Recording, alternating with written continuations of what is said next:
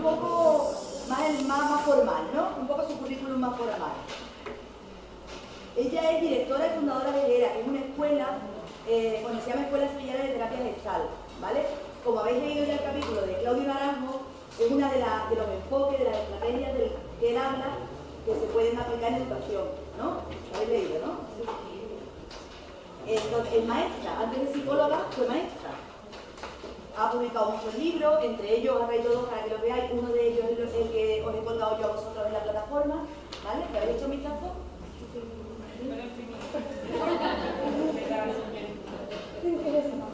Entonces, desde el 78 hasta el 98 ha estado publicando cosas, sobre todo relativas al campo de la educación. A partir del 90 se ha dedicado más ya al campo de la psicoterapia y a la supervisión de casos clínicos. Ahora mismo es formadora en la escuela de la formación para terapeutas mecánicos, desde el 92. Es una escuela con mucha tradición.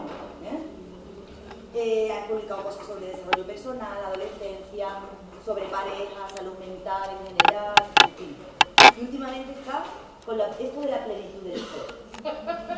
Que ya les preguntaréis vosotros, ¿y esto de la plenitud del ser? Que no, eso suena como muy... Luego, desde 2002 hasta 2007, ha sido delegada en Andalucía del programa SAT Educa, que si tenéis interés, ahora le preguntáis y ella os dice y os cuenta lo que es. Ha participado como organizadora y como profesora. Bueno, tiene un montón de formación. Terapia integrativa, análisis y conducción de grupos, en fin, un currículum extensísimo en cuanto a formación. Lo que decimos, los maestros y las personas que trabajamos con personas, nunca nos dejamos de formar. Pero eso no implica que estemos metidos dentro de la burbuja. Es eso lo que estamos hablando, ¿no? Vale. Ha sido discípula y colaboradora de la persona de la que habéis leído el capítulo, de Claudio Naranjo, ¿vale? Y ahora hago yo mi presentación personal. La mía. Que llevo, con la manera que llevo, menos mal que me he traído los clines. Pero en esta clase sabemos ya todos que podemos emocionarnos y podemos llorar y no pasa nada. O sea, que podéis llorar, yo puedo llorar, no pasa nada. Pepa para mí es una maestra en el amplio sentido de la palabra. Para mí una maestra es un artista. Es alguien que ofrece amor y que posibilita el crecimiento. Que comparte sus saberes de forma generosa. Una maestra es alguien con quien es fácil aprender. Alguien que te engancha a las cosas buenas de la vida. Que cree en sus alumnos y en sus alumnas antes que sus alumnos y sus alumnas crean en ellos. Y así es ella, una maestra. Entonces, qué suerte vais a tener que antes de salir de la Facultad de Ciencias de la Educación vais a poder tener delante a una maestra. Aprovecharlo. ¿Vale?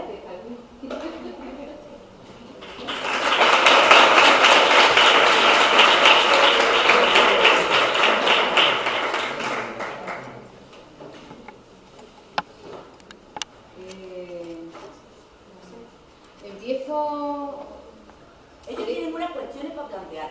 Todos tienen una cuestión, que es la que tenéis que poner hoy en las reflexiones. Esa cuestión. Entonces, Pepa tiene como distintas posibilidades. Podemos empezar por el trabajo de creatividad, que para lo que todo el mundo ha traído su cartulina. Pero a mí me interesa empezar por el desarrollo del ser humano. Perfecto. Y una vez que ya os hable del desarrollo del ser humano, me podéis preguntar, como voy a dar una visión un poco así como general de lo que yo creo que es el desarrollo del ser humano. A ver, empiezo contando un poquito de mí. Desde que yo era muy pequeñita, yo siempre estaba como intentando comprender lo que es la vida, intentando comprender a los seres humanos. Entonces, siempre a lo largo de mi desarrollo he estado como muy pendiente de eso. ¿Cómo son los seres humanos? ¿Para qué estamos aquí en el mundo? ¿Cómo se relacionan las personas? ¿Qué pasa entre las personas para que haya conflicto, para que haya dificultades? Entonces, como bien ha dicho Carmen, yo empecé primero magisterio. Pero yo siempre, cuando estaba en mi época, se estudiaba bachiller, no es el sistema de estudio actual. Entonces, yo cuando estaba en bachiller, cuando estaba haciendo COU, entonces, ahora ya no hay COU, ¿verdad? Cuando yo hacía COU, que tenía 17 años, lo que me interesaba mucho todo lo que explicaba la profesora de filosofía, la que me daba filosofía. Y me interesaba mucho la psicología. Ella me trajo un libro de ella, donde hablaba de la psicología de Freud, y de la vida de Freud, de todas las cosas que él había aprendido y todas las cosas que él había puesto en conocimiento de todo el mundo. Y yo quería estudiar psicología. Lo que pasa es que mis circunstancias personales hacían que yo tenía que tener trabajo pronto, porque así hacía falta para la economía familiar. Entonces yo estudié primero magisterio. Hice magisterio, tenía con 19 años. Desde los 17 a los 19. A los 19 años ya he terminado magisterio. Y durante toda mi vida, desde los 9 años, yo estoy trabajando al mismo tiempo estudiando, trabajando en un negocio familiar. Yo hice toda mi carrera trabajando. Y cuando yo tenía 19 años, que ya había terminado magisterio, yo vivía en San Juan de Alfarache, allí es donde me crié, en San Juan de Alfarache. Una persona del pueblo vino a buscarme, que tenía una academia para la gente que sufría y demás, vino a buscarme para que fuera a dar clases allí. Entonces yo con 19 años empecé ya a dar clases a alumnos repetidores. Inmediatamente, al año así de terminar, empecé a estudiar psicología. Y todo mi afán cuando yo empecé a estudiar psicología era saber cómo yo puedo ayudar a los niños que tienen dificultades de aprendizaje. ¿Cómo podría yo? Todo eso, porque con 23 años yo ya estaba trabajando, aprobé las oposiciones de magisterio con 23 años, con 23 años ya estaba trabajando, y me encontraba en la escuela niños con dificultades de aprendizaje. Entonces todo mi afán, en esa época yo estaba estudiando segundo de psicología, todo mi afán era, cuando yo estudiaba psicología evolutiva, psicología general, era saber qué herramientas que yo aprendía en la facultad podía yo poner en juego para trabajar con esos niños que tenían dificultades de aprendizaje y poder hacer que esos niños de alguna manera crecieran de forma sana.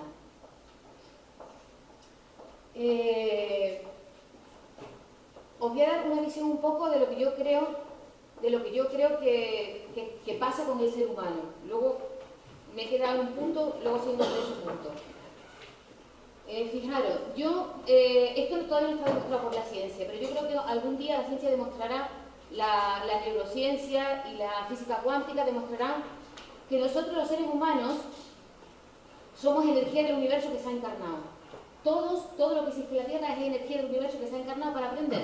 Es como la vida es tan creativa que en su necesidad de conocerse a sí misma se despliega en todo lo que existe en el mundo y en todo lo que existe en el universo, las galaxias, los planetas, las estrellas. Es decir, la energía de vida tiene tal potencial de creatividad ilimitada, que crea todo lo que existe. Entonces nosotros somos parte de eso, que existe, que tiene la posibilidad de desarrollarse, de crecer, de expandirse. Cuando un niño y una niña nace, de alguna manera, Claudio Naranjo, esto que os voy a contar se lo he escuchado a Claudio Naranjo. Yo durante muchos años he estado de discípula y seguidora de Claudio, desde el año 93 hasta el 2007, hasta prácticamente ahora. Pero trabajando con él, directamente con él, desde el 93 hasta el 2007 he estado con él. Y ahora ya me he retirado un poquito más, ¿no? Entonces, Claudio Naranjo dijo en una de sus conferencias que había que tener ante el niño recién nacido la misma devoción que se tiene en el nacimiento. Cuando nosotros vemos el nacimiento, vemos que los Reyes Magos, los Reyes Orientes van a adorar a los pequeñitos. Me emociona. Porque eso pequeñito es precioso, eso pequeñito que nace es algo que viene de otro lado, que viene puro a esta tierra, al planeta. Y si nosotros estuviéramos sanos, todos los humanos estuviéramos sanos, no estamos sanos, nadie está sano en este planeta. Solamente sano podría estar a lo mejor, no sé si el Dalai Lama a lo mejor está sano, algún maestro de estos que están en los monasterios encerrados, pero en la tierra todos estamos enfermos, en mayor o menor grado. Cuando el niño viene aquí a la tierra, cuando el niño y la niña vienen a la tierra están sanos, pero por contaminación ambiental empiezan a enfermarse, por contaminación ambiental, porque entran dentro de este ambiente. Entonces, Claudia decía que teníamos que tener con los niños, con las niñas recién nacidas, la misma actitud devocional que tienen en el nacimiento los Reyes de Oriente, que viene en una actitud de postrarse ante lo pequeño, pero que es divino, porque viene de otro lado y tiene toda la potencialidad de lo bueno, de lo santo, de lo divino. Y esa sería la actitud que deberíamos tener padres y profesores con los niños. Una actitud de estar súper atentos a su crecimiento, a lo natural que sale de ello, que es lo creativo. Y estar pendiente de potenciar eso natural que sale de ello, tener el cuidado de protegerlo, para que eso que sale de forma natural se pueda desarrollar y llegue a la plenitud del ser que somos. Nosotros somos seres que estamos destinados a encontrar nuestra plenitud. Pero a lo largo del proceso educativo y a lo largo del proceso de socialización para transformarnos en seres sociales, nosotros vamos recibiendo una serie de mandatos que de alguna manera nos cortan nuestra creatividad, nos cortan nuestras tendencias naturales y de alguna manera nos reconducen a veces hacia lugares que no son los que espontáneamente nacen de nosotros. No sé si esto queda claro. Por ejemplo, voy a poner un ejemplo muy fácil. Cuando a nosotros, nuestros padres nos dicen hay que ser bueno, hay que ser obediente, hay que escuchar a los mayores, esos son mandatos de los padres que nosotros nos lo tragamos cuando somos pequeños, somos súper maleables, somos muy plásticos, entonces somos como si fuera un folio en blanco. Entonces, todo lo que se escribe en ese folio en blanco como que tiene mucha fuerza porque está todo en blanco. Entonces, lo primero que se escribe en un folio es lo que se queda más fijado, porque cuando nosotros ya hemos escrito y borramos con lápiz, ya se queda la señal de lo que había escrito antes. Entonces, nosotros cuando nacemos somos súper maleables, somos muy plásticos y estamos hambrientos de aprender cosas. El niño y la niña están hambrientos de aprender cosas. Entonces, ¿qué pasa? Que todo lo que nos van diciendo nuestros padres, que además son las personas que nosotros más queremos, porque son los que nos cuidan, los que nos atienden, los que nos dan de comer cuando tenemos hambre, los que nos ponen seco cuando estamos mojados, los que nos cogen el brazo cuando estamos tristes. De alguna manera, todo lo que nuestros padres nos dan se queda en nosotros de forma muy fuerte, se queda como fijado en nosotros, como grabado en nosotros de forma muy fuerte. Y este mandato, por ejemplo, este mandato que nos dan nuestros padres al principio de hay que ser bueno, este mandato ya nos divide a nosotros, porque nosotros de tendencia natural tenemos ganas de hacer cosas y a veces esas cosas son buenas para otra persona o a veces esas cosas que hacemos son malas para otra persona pero buenas para nosotros. Es decir, las cosas en sí no son buenas ni malas. Eso es una cosa que de alguna manera la Iglesia impuso dentro de nuestra educación religiosa, católica, que las cosas son buenas y malas, pero las cosas no son buenas ni malas per se. Las cosas a mí me gustan o las cosas a mí me hacen daño. O las cosas a ti te gustan o las cosas a ti te hacen daño. Pero las cosas per se no son buenas ni malas. Les voy a poner un ejemplo de esto. Que esto lo contó una vez Jodorowsky. No sé si habéis oído hablar de Jodorowsky. ¿Alguien conoce a Jodorowsky? Bueno, Jodorowsky es una persona muy especial, que fue contemporáneo de Claudio Naranjo. Los dos nacieron en Chile, los dos son más o menos de la misma edad. Claudio Naranjo, Jodorowsky y Adriana Esna, que es una terapeuta gestáltica muy conocida, los tres son chilenos y los tres son más o menos de la misma edad, fueron compañeros de facultad y estuvieron codeándose en tiempos de la facultad. Pues Jodorowsky puso un ejemplo una vez de lo que pasó para ejemplificar que no las cosas no son buenas ni malas per se, sino que hay cosas que son buenas para alguien y esa misma cosa puede ser mala para otra persona. Entonces contó que una vez en Chile, en la parte sur de Chile es muy pobre, hay mucha necesidad, la gente allí lo pasa mal. Yo fui a Chile, en mi época de formación, más o menos en el 89-90, fui a Chile a formarme con Adriana Esna, que estuve allí un mes en su centro, formándome allí en terapia gestal. Entonces, contó que una vez, sabéis que Chile está todo rodeado por mar, a la de Argentina está como paralelo, Argentina y Chile, y está todo rodeado por mar. Entonces, la gente tenía mucha necesidad, un día estaba la gente allí mirando el mar, y de pronto las olas traían una mancha negra muy grande. Traían esa mancha negra muy grande, y la gente decía, bueno, ¿qué será esto tan...? Entonces, conforme se acercaban las olas a la orilla, vieron que era un banco de sardinas. Entonces la gente se puso súper contenta porque fácilmente podían coger la sardina porque había un banco entero de sardinas. Pero al mismo tiempo que la gente estaba tan contenta cogiendo las sardinas, venía una oleada de gaviotas que se comían las sardinas. Entonces, lo que era bueno para las gaviotas era malo para la gente, porque si las gaviotas se comían las sardinas, la gente se quedaba sin sardinas. Entonces, una misma cosa puede ser buena para una persona y mala para otra. Las cosas no son buenas y malas per se. Y de alguna manera la educación que nosotros tenemos y la educación religiosa que se nos ha dado, toda la tradición que tenemos de religión, de alguna manera nos dividen, porque nos dice esto es bueno y esto es malo. Esto es bueno y esto es malo. Entonces, si yo me quedo con eso de que hay una parte de mí que es buena y otra parte de mí que es mala, a mí me están desgarrando. Es como si alguien me tirara de un brazo y otra persona me tirara del otro brazo, entonces me desgarran. Yo soy una unidad entera. Soy una unidad entera. Si alguien me dice que mi mano izquierda es buena y mi mano derecha es mala, a mí me están desgarrando. Cada uno me está tirando de un lado.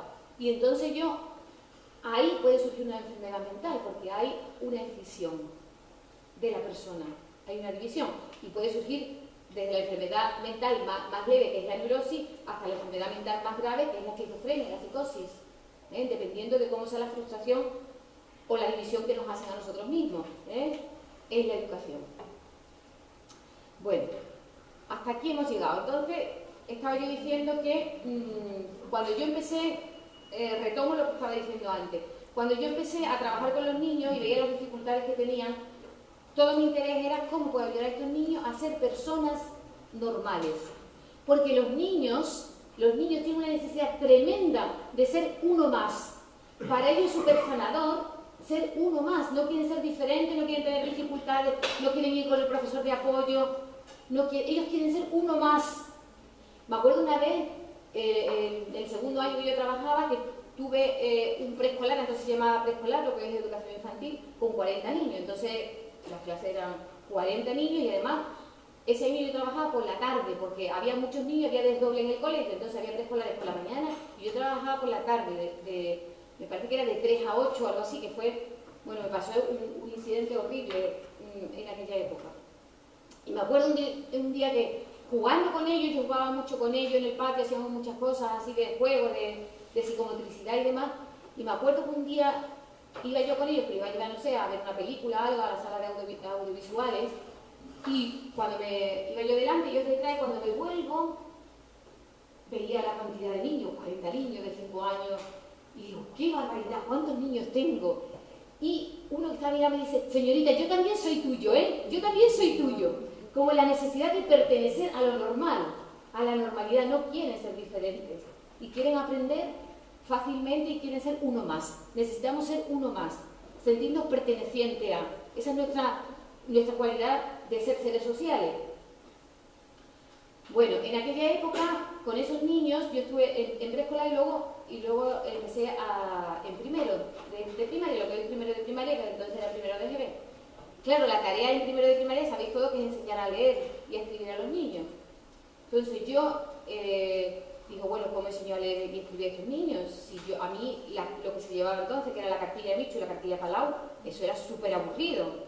Yo no quería enseñarle a los niños a leer con eso, entonces ¿qué hago? Pues lo que hice fue, no sé cómo me enteré, me informé de un señor mayor, que ya estaba jubilado, un maestro mayor, que se llamaba, ya está muerto, Felipe González del Pino, no Felipe González de nuestro antiguo presidente, sino Felipe González del Pino, que él tenía un método global que se llamaba el método de los plásticos, que se componía de 4 frases, no sé si a lo mejor alguno ha escuchado algo de eso. Tenía 4 frases. Entonces yo empecé a enseñar a los niños con ese método. Pero claro, ese método, las estrategias que tenía Felipe González, eran unas estrategias adaptadas a la época, yo creo que a la época de la República, a la época de la posguerra nuestra, es decir, que eran como mucha importancia a la caligrafía. ¿Os acordáis? Bueno, en mi época había que escribir, yo hice caligrafía con pluma, con tintero, mojando en el tintero y hacer la caligrafía, y de alguna manera este hombre era de esa época, de que era muy importante la letra bonita y hacer caligrafía. Entonces yo sentía que el método tenía muchas cosas que de alguna manera entretenían al niño y no eran eficaces para enseñarle, porque para mí lo interesante, lo que yo aprendí muy pronto, era que era muy importante enseñarle a leer, porque el aprendizaje de la lectura era una revolución mental lo que se producía. Yo trabajaba mucho con los prerequisitos que se trabajaban entonces como prerequisito del aprendizaje lectoescritor. la orientación espacial, la orientación temporal, los conceptos básicos, no sé si conocéis los conceptos básicos del BOE, orientación espacial, orientación temporal, el test Frosty, son todas cosas que se hacían. Pero yo aprendí trabajando con los niños que cuando el niño aprendía a leer es como que era una revolución mental, que todas esas cosas de golpe era como una evolución que hacía el niño de golpe y que todo eso ya se quedaba desfasado, todas esas cosas que no servían. Que esas cosas servían al principio para ayudarle un poquito a tener una serie de destrezas, pero que el aprendizaje de lectoescritura era una revolución a nivel mental. Y yo sentía en aquella época que aprender a leer y escribir es darle la llave del aprendizaje. Si un niño sabe leer y escribir bien, en sus manos está la llave del aprendizaje. Ya lo que quiera lo puede aprender porque está todo en los libros. Entonces, si sabe leer y escribir es una revolución. ¿Qué pasó? Que a la medida que yo fui trabajando con este método de este hombre, yo fui viendo que había cosas que eran, desde mi punto de vista, obsoletas, que ya eran innecesarias y que no había que someter al niño a una serie de sacrificios para aprender cosas que eran obsoletas en el mundo en el que vivimos. Y entonces creé este método de lectoescritura, Yo juego, se llama Yo juego y tú. El método de lectoescritura, lo único que está publicado, este es el libro del maestro, lo único que se publicó. Carmen me ha dicho que la ha puesto para que vosotros podáis conocerlo y demás. Lo que sí vamos a hacer es que vamos a quitar la portada, ¿sabes? Porque, a ver, este método se publicó en el año 93, entonces la editorial Aljibe, yo cada vez que necesitaba el libro lo llamaba. Y entonces la editorial Aljibe me dijo un día que ya no lo llamara más, que ya se había agotado todos los libros y que no lo llamara más. Entonces vamos a quitarle, no vaya a ser que alguien quiera llamar a la editorial por si tiene el libro y la editorial se vaya a molestar porque lo llamo. Entonces le he dicho a Carmen que lo vamos a quitar, yo también lo tengo en la página web de mi escuela y le vamos a quitar la portada. Porque además ahora le vamos a, antes el subtítulo era Método de lectoescritura para niños con dificultades de aprendizaje. Pero no es un método de lectoescritura para niños con dificultades de aprendizaje, es un método de lectoescritura muy fácil. Es tan fácil que los niños con dificultades de aprendizaje aprenden a leer. Pero no es para niños, no es específicamente para niños con dificultades de aprendizaje. Lo que pasa es que en aquella época era un boom el dar atención a los niños con dificultades de aprendizaje y este método servía, ¿no? Entonces, el método se basa en 3 frases. Yo he traído la frase y la voy a poner aquí para que la... ¿Eso se puede borrar? Ahí está el borrado ahí, ¿no? Voy a poner la frase para que lo tengáis.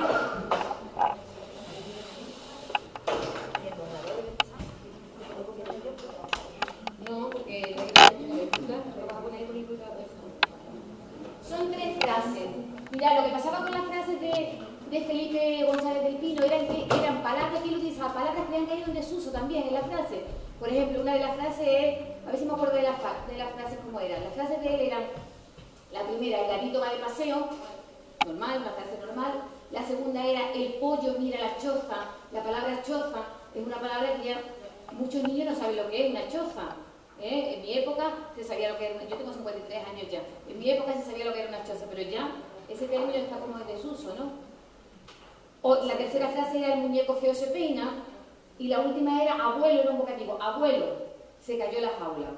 Esas eran las 4 frases con las que se aprendía a leer. No, esta, ponle ahí la pizarra para que las vean, tío. Toma, ponle en fruta, no, porque se pueden pegar. Se le pone esto en fruta, se puede pegar aquí arriba. Se ponen las frutas y las vean bien todo. Masajera un poquito para que, y aquí tienes el otro para que se le ponga.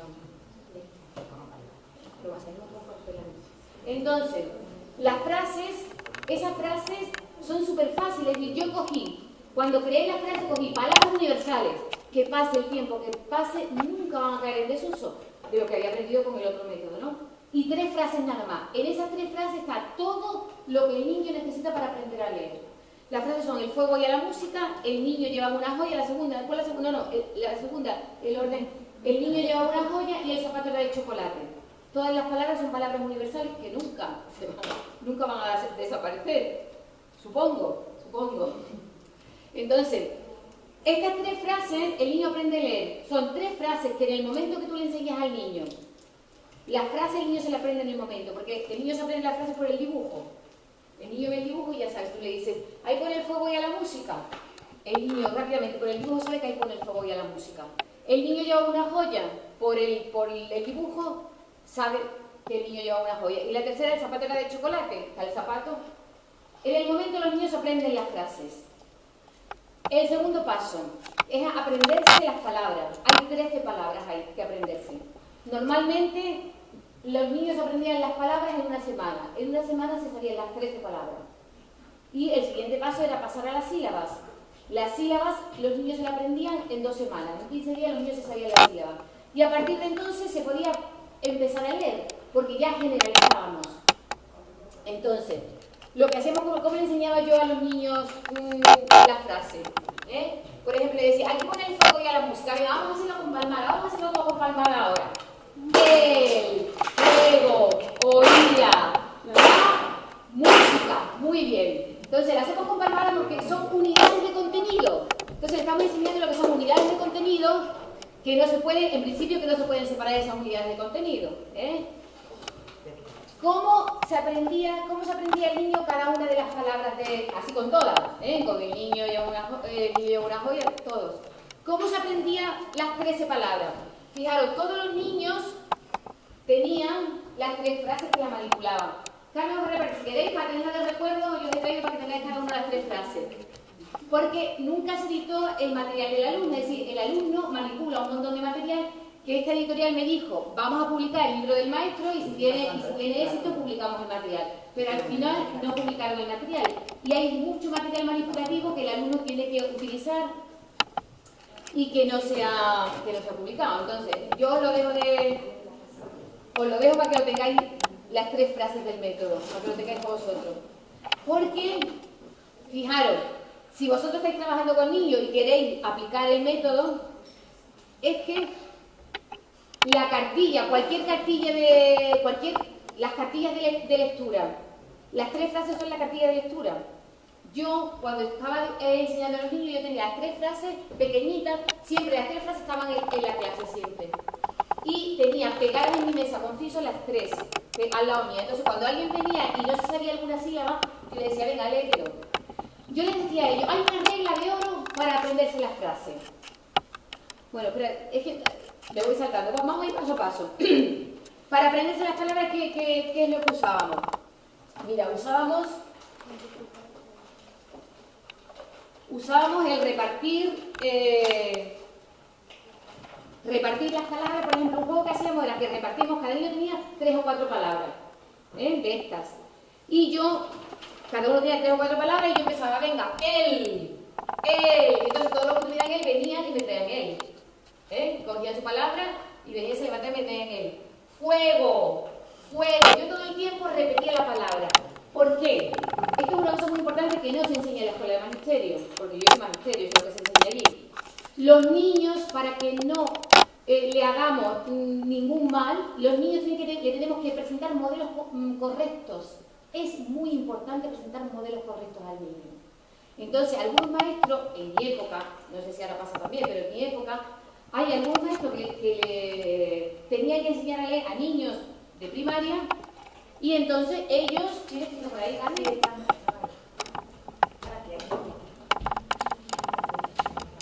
Ellos escribían como escribimos nosotros ahora poniendo, por ejemplo, tengo que escribir el foco y la música, pues los hacían así.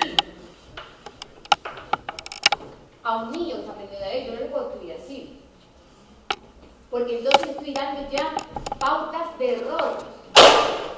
Le estoy dando pautas de error que el niño, porque el niño no sabe. Entonces yo tengo que darle modelos correctos siempre. Modelos correctos para que él no tenga lugar a dudar.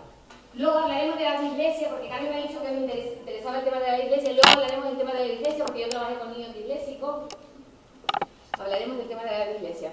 Entonces, lo que yo estaba diciendo, yo siempre repetía la palabra, oía, mientras que ellos me traían la palabra, yo estaba repitiendo, oía, y solamente repetían la palabra, no decían nada más, oía. ¿Qué pasa? Ahí hay doble proceso, hay doble proceso mental. Cuando yo estoy diciendo oía, le estoy dando una pauta auditiva y al mismo tiempo le estoy enseñando también. Hay que ponerlo más blandito para que no se caiga, masajear la gruta para que no se caiga la... Bueno, un piso, no me caiga. Lo voy a apretar un poquito. le estoy dando una pauta auditiva, cogemos cualquier otra palabra, por ejemplo, chocolate. Cuando yo estoy diciendo chocolate, yo ahí le estoy dando una pauta auditiva y una pauta visual. Ellos están constantemente escuchando solamente la palabra chocolate. ¿De acuerdo? Y están viendo cómo se escribe la palabra chocolate. Ese era un juego. Hay tantos juegos que a veces no daba tiempo, ¿verdad? El método tiene mucho material, pero no todo el material hay que usarlo, porque el material es un pretexto. Lo que nos interesa es que el niño aprenda a leer. Entonces, todo el material es un pretexto. No hay que hacer todo el material. El método tiene muchísimo material, pero no hay que usar todo el material que tiene el método. Simplemente cuando el niño supera una fase, imaginaros que yo el primer día que le hago esto, el niño se aprende las 13 palabras. Paso al siguiente, no utilizo el material que tengo para que él aprenda la siguiente frase. Mira, otro material que tengo, es la loto de palabras. Los niños tenían una loto de palabras, tenían un botecito con las 13 palabras. Entonces los niños ponían su bot, cada uno, yo le decía que tenía que poner delante de sí el cartón y las palabras, todas las palabras puestas. Carmen, ponla si quieres ahí para que no con el lo pueden pasar si no me lo ven. vale, o si no que luego que lo hagáis bien. Entonces, igual, la loto, ¿cómo jugábamos? Yo tenía mi sobre de palabras, y yo decía, a ver qué palabra sale. Llevaba. Yo todo el tiempo le estoy dando el estímulo auditivo y el visual, para que ellos tengan junto el estímulo auditivo y visual y ninguna otra palabra. Llevaba. Ellos buscaban la palabra y la ponían encima de si tenían en el cartón. Llevaba. Yo hice los cartones de forma que las palabras, los monosílabos, por ejemplo, el, la, de, o las palabras que diría fundamentalmente el, la y de. Casi ninguna cartón tiene esas palabras. ¿Por qué? Porque el, la y de la iban a ver luego en la sílaba. Entonces a mí me interesaba que se aprendieran primero las palabras para que luego pasaran a la sílaba. Pues está la loto de palabras. Pero también está el dominó de palabras. Yo tenía un dominó grande que repartía la ficha entre los niños y luego lo pegábamos en la pizarra y íbamos haciendo el dominó. Pero la mayoría de las veces no me daba tiempo a trabajar con el dominó, porque ellos aprendían antes. Entonces, como yo lo que quería era que aprendieran a leer, cuando se sabían no hace falta ni que se supieran las 13 palabras, solamente con que se supieran, fijaros, 8 palabras ya se podía pasar a la sílaba. ¿Por qué? Porque el, la y de lo íbamos a ver en las sílabas. Y una y era, como son bisílabas y con pocos trazos también se va a ver luego la sílaba. Entonces, con 8 palabras ya, nada más que se supieran 8, se pasaba a la sílaba. Pero os voy a enseñar todos los juegos que teníamos. Se podía jugar un montón de juegos. Podíamos en el suelo a lo mejor un círculo y dentro de la palabra fuego. Y yo decía fuego y había que entrar dentro y a lo mejor fuera ponía otra palabra, llevaba. Y si estaban dentro y decía llevaba, saltaba, es decir que juego, había un montón de juegos para aprenderse las palabras. Pero las palabras se las aprendían fácilmente. Y además yo le daba a ellos un cartón de loto virgen para que ellos lo dibujaran en su casa y tuvieran en su casa la loto para jugar con sus padres o sus hermanos. Tenían la loto y el botecito con las palabras. Cuando hacíamos esto, el juego, normalmente hacíamos lo de hacer las palmadas y lo de traer las palabras para ponerlas debajo de la frase. Después escribíamos. Y la escritura era trazo a trazo. La escritura trazo a trazo. Y la pauta de escritura, la pauta ideal de escritura para los niños es esa que tiene 2 rayitas en medio y otras 2 más juntas en medio y las otras 2 más separadas. Entonces, empezamos trazo a trazo. Ellos todos con su lápiz y yo en la pizarra. Empezaba raya, y yo esperaba que hiciera la raya, barriguita, y esperaba que hiciera la barriguita, rabito, y esperaba que hiciera el rabito, y bucle hacia arriba. trazo a trazo, trazo a trazo. No había ningún niño que tuviera problemas de disgrafía, no había disgrafía. Haciendo trazo a trazo no hay problemas de escritura. Por ejemplo, vamos a hacer la de fuego. Bucle hacia arriba, yo le decía bucle hacia arriba, bucle hacia abajo. La U, le decía, vamos a hacer la U. Palito con su rabito, palito con su rabito. Yo le decía la U, pero porque las vocales siempre las trabajamos solas al principio, porque las vocales son fundamentales. Y así con todo, seguía con todas las frases. Y hacíamos cada vez las 3 frases. Después de hacer los juegos, hacemos las 3 frases, que llamamos las 3 frases. ¿Cómo se pasa luego a la sílaba? Juegos que se pueden hacer. Ahí no le falta el juego de la música, que no lo tienen. Porque vamos a hacer un juego. ¿Sí? Al que le falte que lo pida. ¿Qué está pasando?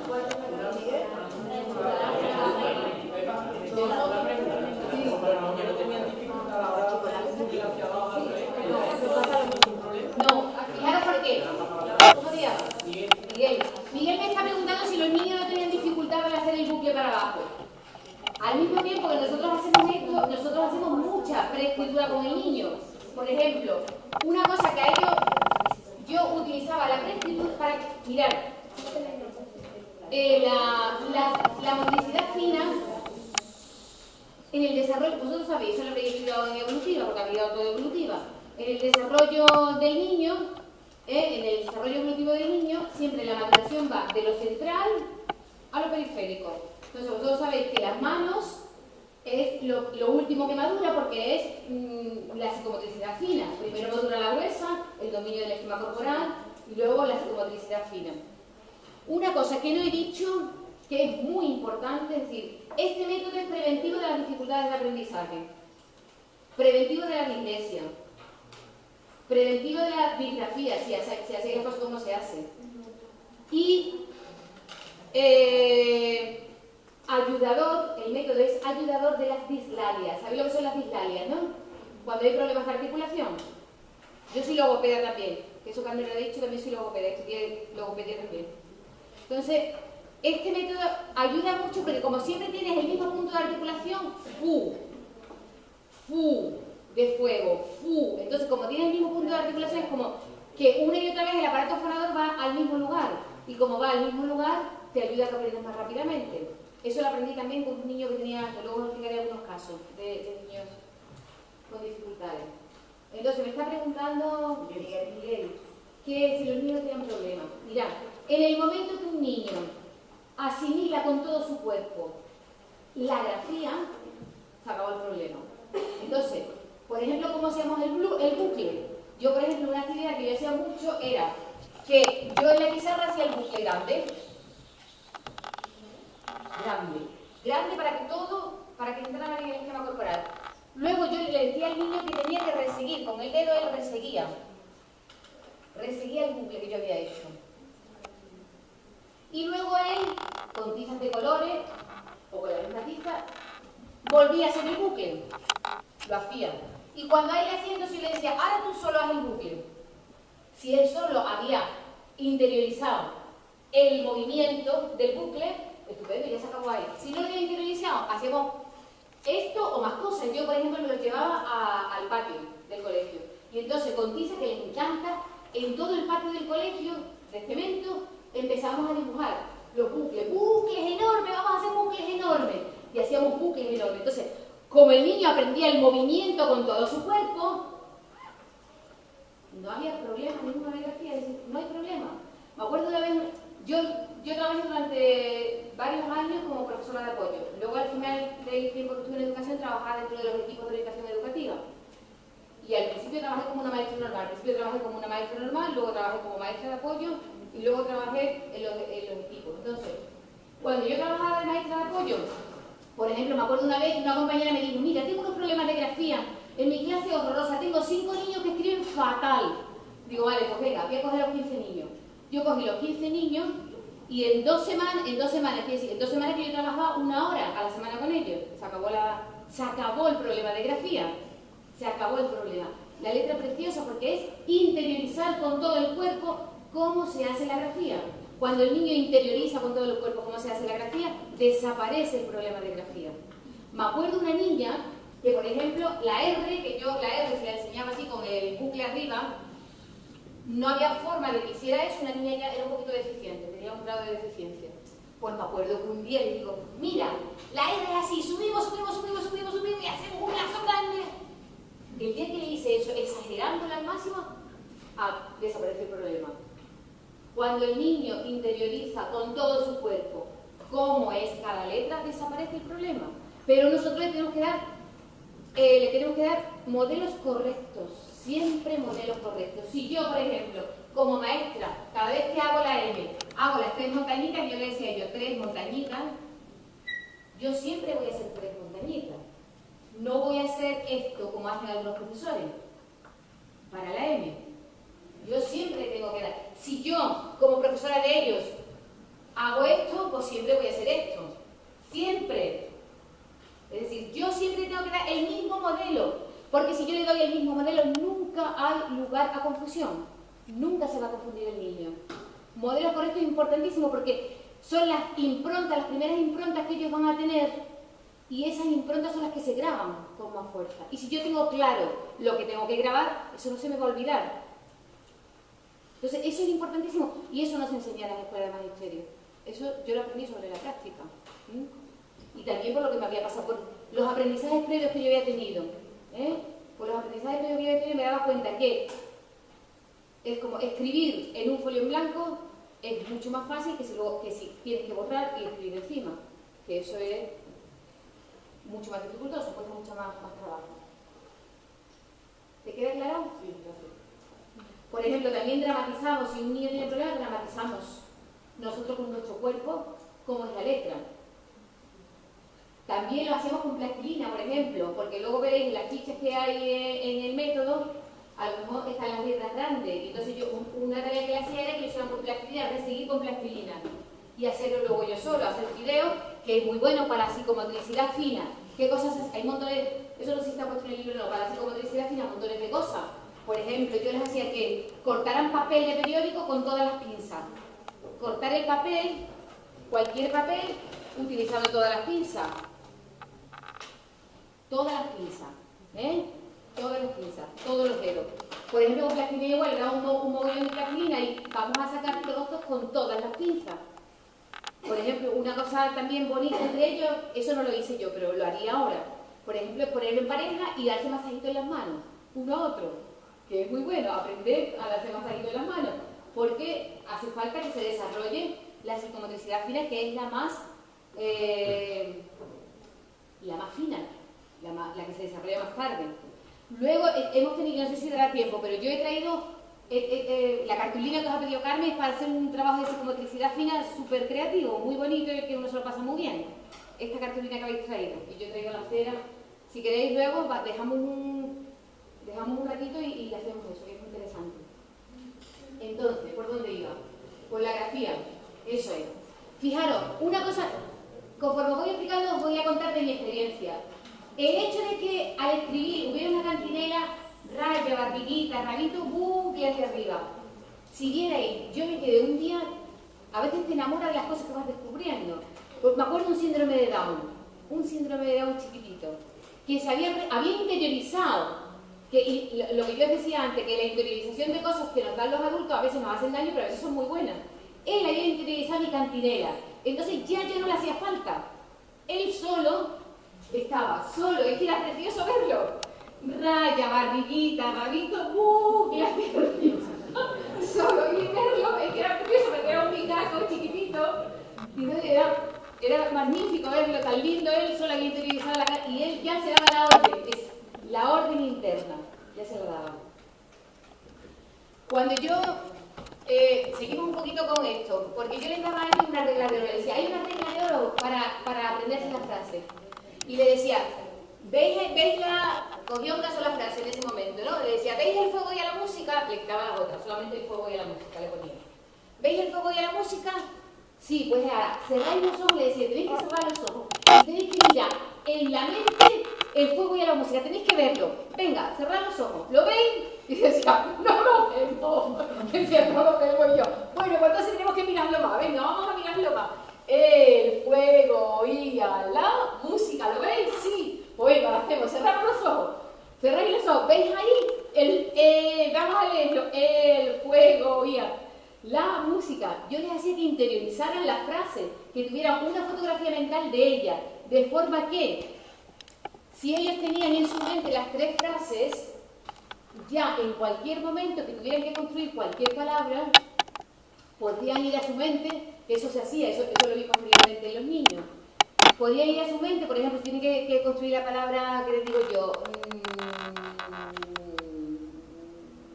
Fábrica, por ejemplo. Fa, ¿cómo se pone fa? Como tienen en su mente el fuego de la música, ¿dónde está fa? ¿Qué se parece el fa? Fu. Pues fu, fa igual que fu, pero le quito la u y le pongo la a.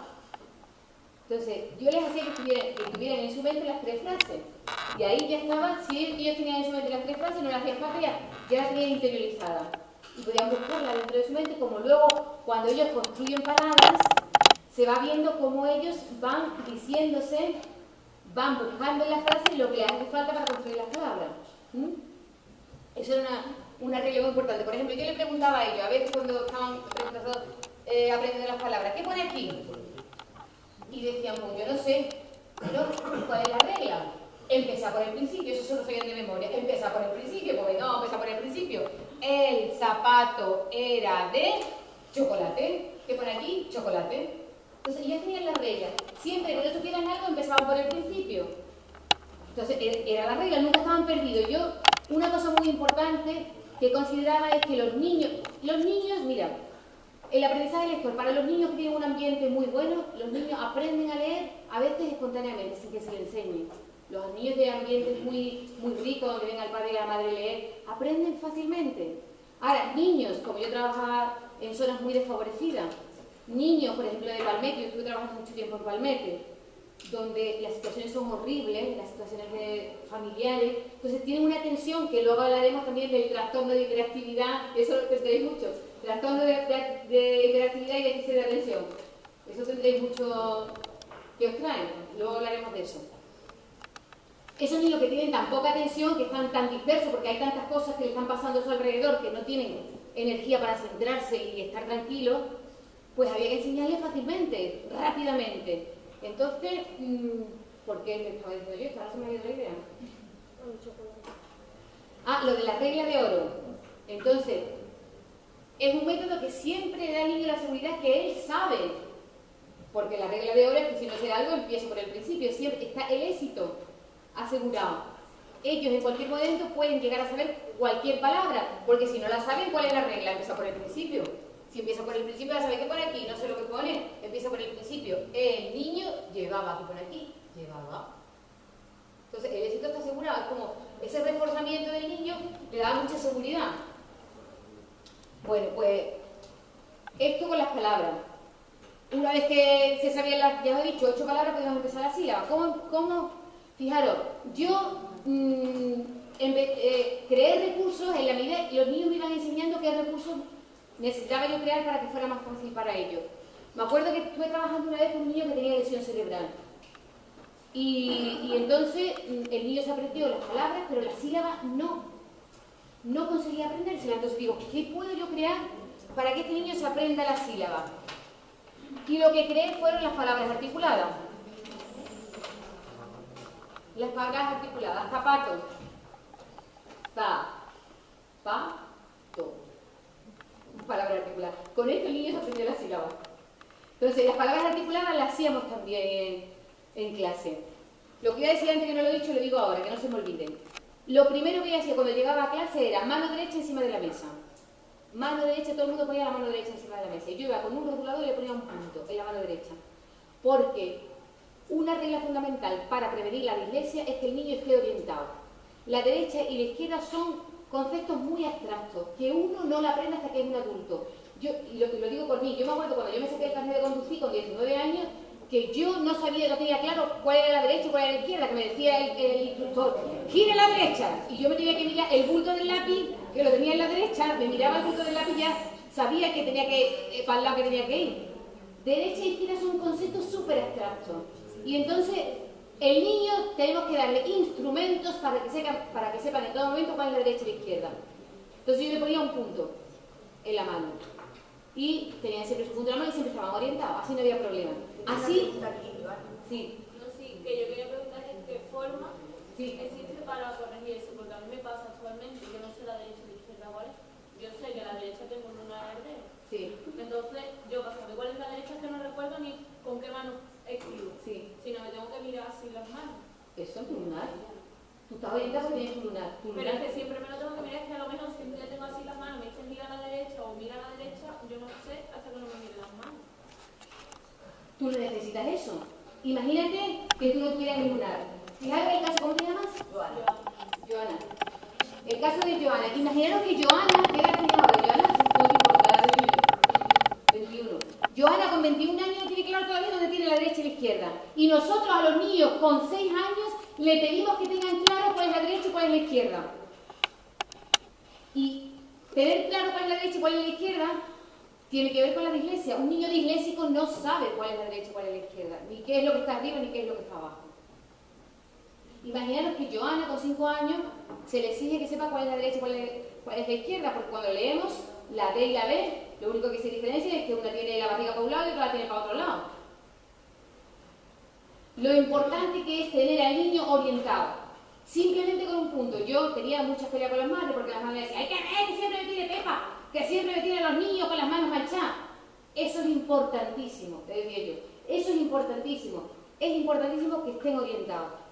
Hay otros métodos para no mancharle la mano, como poner una pulserita. Pero claro, la pulserita que hacen los niños, que la pulserita juega y se cambia de una mano a otro lado. Entonces, ahí no estamos haciendo. El punto de la mano derecha, fundamental. Fundamental para prevenir las dislexias. La dislexia tiene que ver con que el niño no está orientado. Y la dislexia tiene que ver con niños que viven en familias muy desestructuradas, no hay una estructura. Entonces no hay una orientación del niño. Entonces nosotros tenemos que darle cosas muy claras y muy fijas. Tenemos que orientarlo. Entonces la derecha, tienes ahí el punto, todo lo que está a este lado es la derecha. Y eso haces miles de ejercicios. Una y otra vez. Si tú haces miles de ejercicios, poco a poco se irá interiorizando, Joana, tu derecha, si haces ejercicio.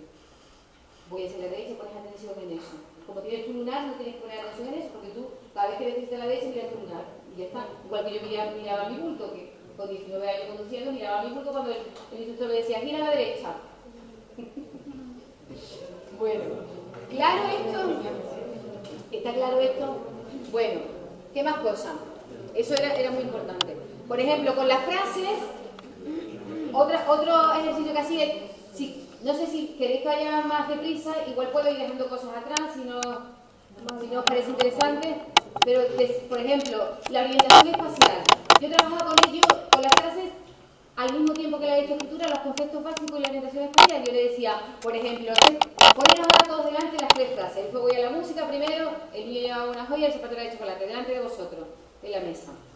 Entonces yo le decía, por ejemplo, a ver, con la mano derecha, y todo el mundo levantaba la mano derecha, con la mano derecha cogemos el fuego y a la música. Cogían el fuego y a la música y nos lo ponemos en la oreja izquierda.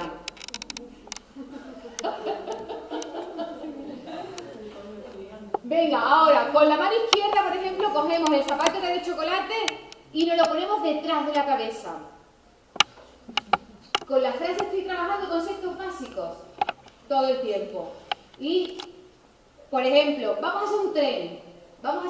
Y la máquina del tren va a ser el niño lleva una joya. Venga, el niño lleva una joya en la máquina del tren, es la primera que se pone. Estoy trabajando el concepto primera. Después de la máquina del tren, el primer vagón va a ser el zapato de chocolate. Y estoy trabajando conceptos, primero, segundo, tercero, delante, detrás. Estoy trabajando conceptos básicos.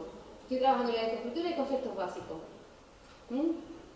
Bueno, esto por ahí, que me acuerde ahora. Por ejemplo, cuando pasamos a la siguiente fase, ¿sí? ¿Queréis alguna pregunta? ¿Alguien quería preguntar algo? No sé si alguien quiere, no. Cuando pasamos a sí. Una pregunta, ¿el modelo para qué etapa educativa es? ¿Infantil o primario? Se puede empezar desde infantil. Yo también trabajé con ellos en el preescolar de entonces, que es la educación infantil de ahora. Se puede empezar desde infantil, pero se empieza con una sola frase. Empezamos con una frase. Saber si es de primario o de infantil el modelo. Se puede empezar desde infantil. Además, porque que viendo, yo es que soy de infantil, no soy de primaria, entonces, veo que eso para un niño infantil es muy complicado. No. Entonces, me refiero, a la hora de aprender, yo he estado en dos colegios diferentes, uno aquí y otro en Portugal. Aquí se trabaja del texto a la letra y aquí de la letra al texto. Sí. Entonces, aquí salían con 5 años sabiendo escribir, pero lo que tú les decías, sin escribir autónomamente, y aquí sí que salen a lo mejor escribiendo. Entonces, ¿qué es para usted mejor? ¿Del texto a la letra o de la letra al texto? A la hora de educar a los niños. Porque luego el sistema educativo los resultados que tiene son muy malos, y los resultados educativos que tenían aquellos eran muy buenos. Mira, te lo voy a explicar. Ni de la letra al texto, ni del texto a la letra. De las frases a la letra. Porque el texto es demasiado para un niño.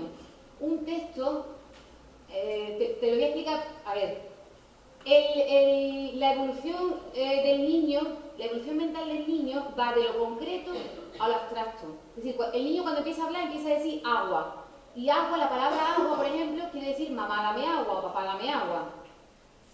Es global, el niño parte de la globalidad a la singularidad. Entonces, los métodos, para mí, los métodos lineales para aprender a leer son los globales, pero no tan globales como un texto que de alguna manera se pueden perder. Yo he reeducado, mira, yo con este método he reeducado a niños que estaban en su clase trabajando con el palau y con el nicho y que no entendían lo que pasaba y que no aprendían a leer, y a niños que en sus clases trabajaban con el método, no sé si conocéis, Viajemos con el circo, que es de texto. En aquella época, Viajemos con el circo era un método de lectoescritura que partía de un texto. Para algunos niños el texto es tan grande que se pierden. Para empezar desde la letra es antimotivador, porque la P, ¿qué es la P para ellos? ¿Qué les importa la P? Si son lo más abstracto que hay en el mundo. No les interesa para nada. Un texto es muy motivador, pero no agarran cuál es la estructura de aprendizaje. Entonces yo cuando ese que trabajaban con Viajemos con el circo, que era un texto largo, cuando ellos entendían cómo funcionaba el lenguaje, se acabó el problema. Aquí está clarísimo cómo funciona el lenguaje.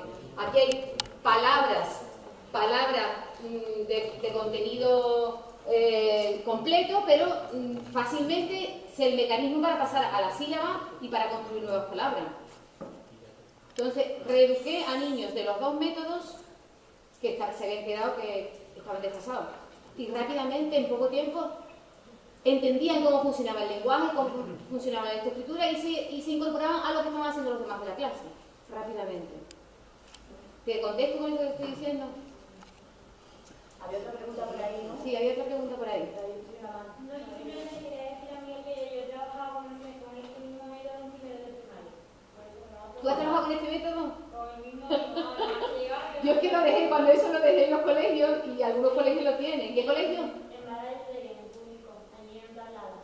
Y lo tienen una caja así enorme con todas las sílabas, las letras clasificadas, introducían muchos colores también. Cada palabra tenía su color también. Entonces, con muchos niños que todavía venían de infantil, bastante poco motivados con eso de los colores, la letra y tal, les costaba más trabajo. Entonces, le asociaron colores también. Y lo de las palabras articuladas también, miran todas las palabras y todo, y muchas cosas así, con actividades difíciles. O sea, otro digo, mira. Sí. Al final, Yo dejé, porque yo durante mucho tiempo estuve dando charlas. Yo trabajaba en la época que yo dejé la educación en los equipos de orientación educativa, y yo una vez di una charla a los equipos de orientación educativa y estaban toda la gente de todas las provincias de Andalucía. Y en la zona que yo trabajaba en una zona en Bellavista, la zona de Bellavista, se llevaba en varios colegios. Yo el material, cuando me fui, todo el material que yo llevaba, yo se lo dejé a los colegios para que siguieran. Pero yo no sé actualmente cómo están en los colegios, si lo siguen llevando. Bueno, tú ya me has dicho que sí, que aquí. hace un par de años, y la verdad que lo trabajaban bastante. Aún no con todas las clases, eso sí, porque trabajaban solo con los niños que no encontraban un método de lectura, que no encontraban un método de lectura para él, para que él aprendiera. Sí. Es súper fácil y súper bueno, es buenísimo. Y tenían eso En el colegio En el colegio ahora lo tienen también con el colegio ahora yo no se lo enseñé a nadie. Bueno, como di curso a maestro, a lo mejor algunos de los maestros lo tienen este mismo. Sí, en infantil empiezan con eso de la barriguita. Porque esa cantidad que ha puesto en el libro, todo está explicado en el libro paso a paso, ¿no? Pues me alegro un montón, me alegro un montón. Lo ideal sería que alguna editorial dichosa quisiera publicar todo el material y que eso fuera fácilmente, que todo el mundo tuviera fácilmente, porque plastificar todo el material es mucho trabajo, plastificar el material, y si no lo plastifica, los niños se parten porque los niños lo utilizan, lo manchan, el material tiene que estar plastificado. Lo ideal sería que alguna editorial de alguna manera lo editara todo entero, ¿no? Porque es, bueno, los niños se lo pasan estupendamente. Yo quería comentar que yo he aprendido con este método de chica, de Sí. Felipe González del Pino, de Gatito al Paseo. Y como está comentado de que previene lo que es la dislexia, ¿no? Pero lo que yo sí tenía problemas con pronunciar la R fuerte, la R de perro, Sí. me tuvieron que poner a trabajarla porque ahí no, por ejemplo, no sale la R fuerte, sale la ERA. Ya, pero luego cuando eso se sale la R fuerte, cuando ya generalizamos se sale la R fuerte. Claro, por lo menos yo no lo aprendí, no se me tuvieron que reforzar tal. Sí. Pero que quería comentar que la aprendí yo. Muy bien, ¿No? muy bien, muy bien. Yo no he encontrado todavía, no me he encontrado con los niños que yo enseñé a leer en aquella época. Me gustaría encontrarlo, ¿no? Pero no me lo he encontrado. Alguna vez a lo mejor me lo encontraré, que tendrán ya 30 años, a lo mejor 20 y tantos, 30 años. Hay una cosa que a ellos les preocupa mucho en general, que es que ellos se preguntan, que ellos dicen que ellos no saben innovar, Sí. que ellos no saben, que cómo van a innovar ellos, que nadie les ha enseñado a innovar, que cómo van a innovar ellos. Y además se preguntan mucho cómo se van a motivar ellos para innovar. Pero tú, ¿qué les puedes decir? Mira, vosotros tenéis que, para innovar tenéis que disfrutar. Apuntar y apuntar. Para innovar Hay que disfrutar. tenéis que disfrutar, es decir, yo cuando yo creé el método yo estaba disfrutando un montón viendo cómo los niños aprendían, yo disfrutaba un montón con ellos.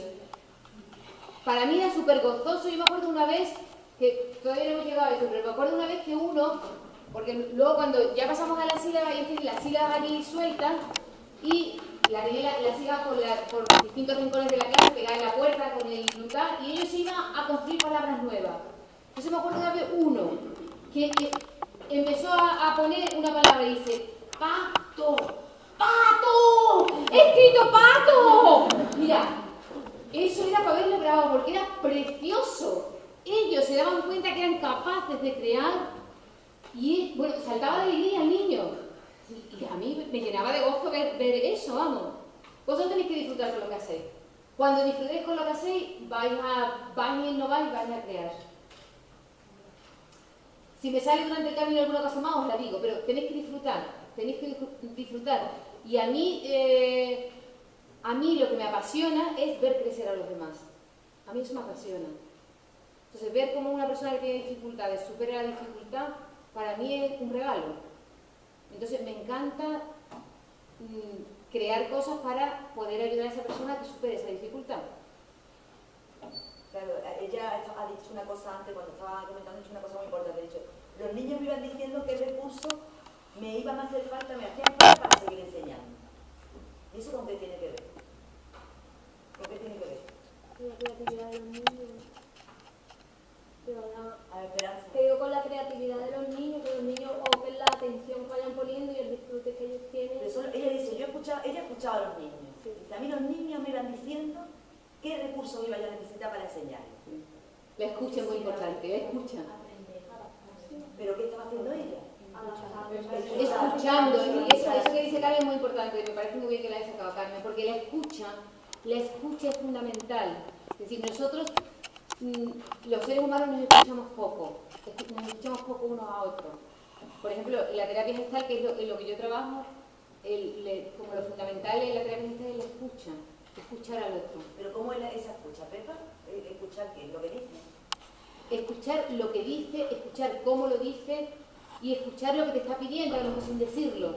Escuchar a todos los niveles, a nivel intelectual, a nivel emocional, a nivel corporal, escuchar a todos los niveles. Vosotros sabéis que en el libro, lo que habéis leído del Consultorio de Claudio, tenemos que el ser humano tiene una parte intelectual, que es la que fundamentalmente la escuela le dedica tiempo, pero también hay una parte emocional y también hay una parte corporal y también hay una parte espiritual. Espiritual no ligada a ningún tipo de religión en concreto, sino espiritual como desarrollar los valores superiores del ser humano.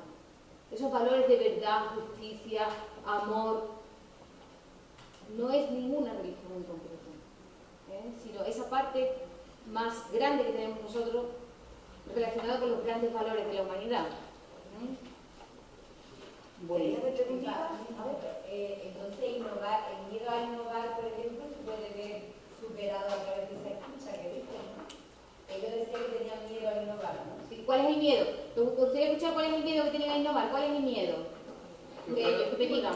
La equivocación es una bendición. La equivocación es una bendición. Todos los grandes descubrimientos de la humanidad se han hecho en base a equivocaciones. Cuando se descubrió la luz eléctrica, y eso lo habéis visto, que han salido en muchas películas, Einstein, no era, ¿quién descubrió la luz eléctrica? Yo no me acuerdo. ¿Te acuerdas, Lola? Edison, que es verdad, Edison. Edison, eso salió en muchas películas, estaba mezclando los productos químicos una y otra vez y no le salía. Y siempre los productos químicos una y otra vez y no le salía. Y de pronto un día se equivocó porque estaba a lo mejor menos atento y combinó de forma diferente. Y ahí apareció la luz eléctrica. Los grandes avances de la humanidad tienen que ver con el pensamiento divergente, que lo pone ahí Claudio también. Tiene que ver con el pensamiento divergente. El pensamiento divergente es algo que se mete dentro del pensamiento lógico. El pensamiento lógico es una línea. Y el pensamiento divergente se mete por los laterales. Son cosas nuevas que entran. Pero a ver, es que confundirnos mezclando productos químicos va a conocer algo que no importa, ¿no? Sí. Confundirnos a poner dos piezas en un coche realmente no importa. Sí. Pero confundirnos con 25 niños, con 25 futuras personas, para mí es muy importante. Entonces tengo miedo a que ese fracaso mío propio pueda perjudicar a estas 25 personas. Pero ¿cómo? Espérate un segundito. ¿Cómo puede perjudicar lo que tú estás haciendo? Es decir, si tú tienes el interés de hacerlo bien, tú te vas a informar, tú te vas a preparar, tú vas a estudiar y tú vas a ver los resultados que tiene, porque si tú escuchas a los niños, estás viendo los resultados que tiene lo que tú haces. Yo aprendí, por ejemplo, las palabras articuladas, yo aprendí de ver a niños normales que aprendían de forma natural, aprendí cómo lo hacían. Y de ahí me salió el tema de hacer las palabras articuladas. Es decir, si tú estás poniendo en práctica algo con el niño y estás viendo cómo el niño te responde a eso, tú estás viendo que eso que tú has puesto en práctica da resultado o no da resultado. Simplemente es escuchar y ver los resultados que está dando. ¿Te queda claro? Más miedo, hablar de más miedo. Muchas veces tú a lo mejor dices, vas a poner en práctica un método con una clase, ¿no? Y a lo mejor tú lo haces en base a tus ideas. Hay muchas formas de innovar, pero es que hay muchas cosas que nosotros no conocemos. Y a nosotros, cuando tú llegas a cosas como esta, asignaturas como esta, y llegan maestras como usted, o te pones a leer. Podéis tutear, ¿eh? Vale. Yo me siento igual que vosotros. Y te ponen a leer cosas que esto lo tengo yo ahora porque ha dado la casualidad de que me matricularon esta asignatura. Ella se está peleando. Ella es la que se está peleando con Claudio Naranjo durante una semana más o menos, ¿no? Entonces llega un momento que tú dices, vale, yo hago esto así. En realidad tú lo haces de una manera porque es como a ti te han enseñado en la escuela. Y tú dices, bueno, voy a cambiarlo, voy a hacerlo de otra manera. Pero quiera o no, tú tienes ese miedo de fracasar porque yo tengo 2 años para conseguir que esos niños pasen de ciclo bien. Y a lo mejor en 2 años, a lo mejor después de que fracasen 3 generaciones de niños, me sale perfecto. Pero ha costado que 25 niños, ¿sabes? Todos los niños que yo tenía antes hayan ido fatal. Mira, pero ahí te voy a explicar una cosa muy importante. Cuando hablas de innovación, varias cosas. Primero, tiene que salirte a ti espontáneamente la innovación. Es decir, yo cuando creé este método es porque yo no podía soportar enseñar a los niños las letras. A mí eso me aburría tremendamente. Yo no quería eso, porque a mí me aburría eso. Yo no me parecía que eso era bueno para los niños. Repetir, le matas la creatividad al niño con repetir. En este método no se repite nada. No se repite nada, se empieza a crear desde el principio. En el momento que están las 28 sílabas, el niño empieza a crear palabras nuevas y empieza a crear frases nuevas. Y las frases de lectura que están ahí en el método, los nombres que aparecen ahí eran todos los nombres de mis niños, de mis 40 niños. todos los nombres que aparecen en la ficha de la lectura son los nombres de los 40 niños. Que eso cualquier maestro puede sustituir esos nombres por los nombres de sus niños, para que los niños se sientan motivados. Entonces, primera cosa, que tú estés interesado en innovar porque a ti te aburre lo que estás haciendo. A mí me aburría eso, yo no quería hacer eso. Y sentía que a mí me aburría, y si a mí me aburría, ¿cómo le iba a transmitir yo ganas al niño? Si yo lo que quería transmitirle es ganas de vivir, de disfrutar, de cómo le iba a enseñar como algo que me aburría a mí. Eso es lo primero. Lo segundo, yo me asesoré bien, yo me busqué a este hombre que me enseñó cómo era el método y me dijo que si yo tenía algún problema, que él venía. Pero ¿cómo se te ocurrió a ti ese método y ya empezaste a buscar en él? ¿O cómo dijiste, voy a cambiar y hacer esto? Pues la verdad es que no me acuerdo. Yo lo que sé es que yo no me acuerdo cómo lo conocí. No me acuerdo cómo lo conocí. Es que tiene que pasar algo para que Claro. diga, voy a hacer esto. Claro. Vale, Por pero ejemplo, esto que está aquí hoy es algo que puede pasar. sí, esto por ejemplo, esto pero es algo que puede es una pasar. asignatura Sí. de un segundo ciclo de psicopedagogo. Yo en magisterio salgo, apruebo la posición el año pasado y yo no me entero de nada. Claro.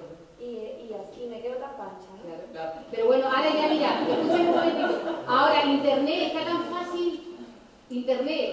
tan fácil que ahora ya es como todo va a estar al alcance de todos. Todo, toda la información, todo el conocimiento, todo está al alcance de todos. De hecho, yo lo he puesto ahí para que todos puedan bajárselo y puedan utilizarlo. Y yo estoy aquí, es decir, si en algún momento necesitáis alguna ayuda, yo muchas veces he ido ya he ido desde el magisterio, he ido a alguna clase con algún maestro que me ha dicho y me he llevado todo el día allí en la clase trabajando con él. Yo estoy disponible. Este hombre, cuando yo creo que el director del colegio me dijo, hay un hombre que tiene un método, creo que fue el mismo director del colegio, porque yo le dije, yo no quiero enseñar a los niños a leer con la cartilla. Entonces él mismo me dijo, hay un hombre, creo que el director del colegio. Entonces me puse en contacto con este hombre me enseñó y me dijo que si yo necesitaba algo, que me lo llamara, que él tenía. Como yo no necesité nada, no lo llamé. Entonces como no lo llamé, él se presentó un día sin avisarme en clase. Y cuando vio lo que estaba haciendo, me excomulgó. Porque yo no estaba haciendo lo que él estaba haciendo, porque eso era del principio del siglo. Eso ahora en ese momento no se podía hacer. Entonces él me excomulgó, ese día me excomulgó.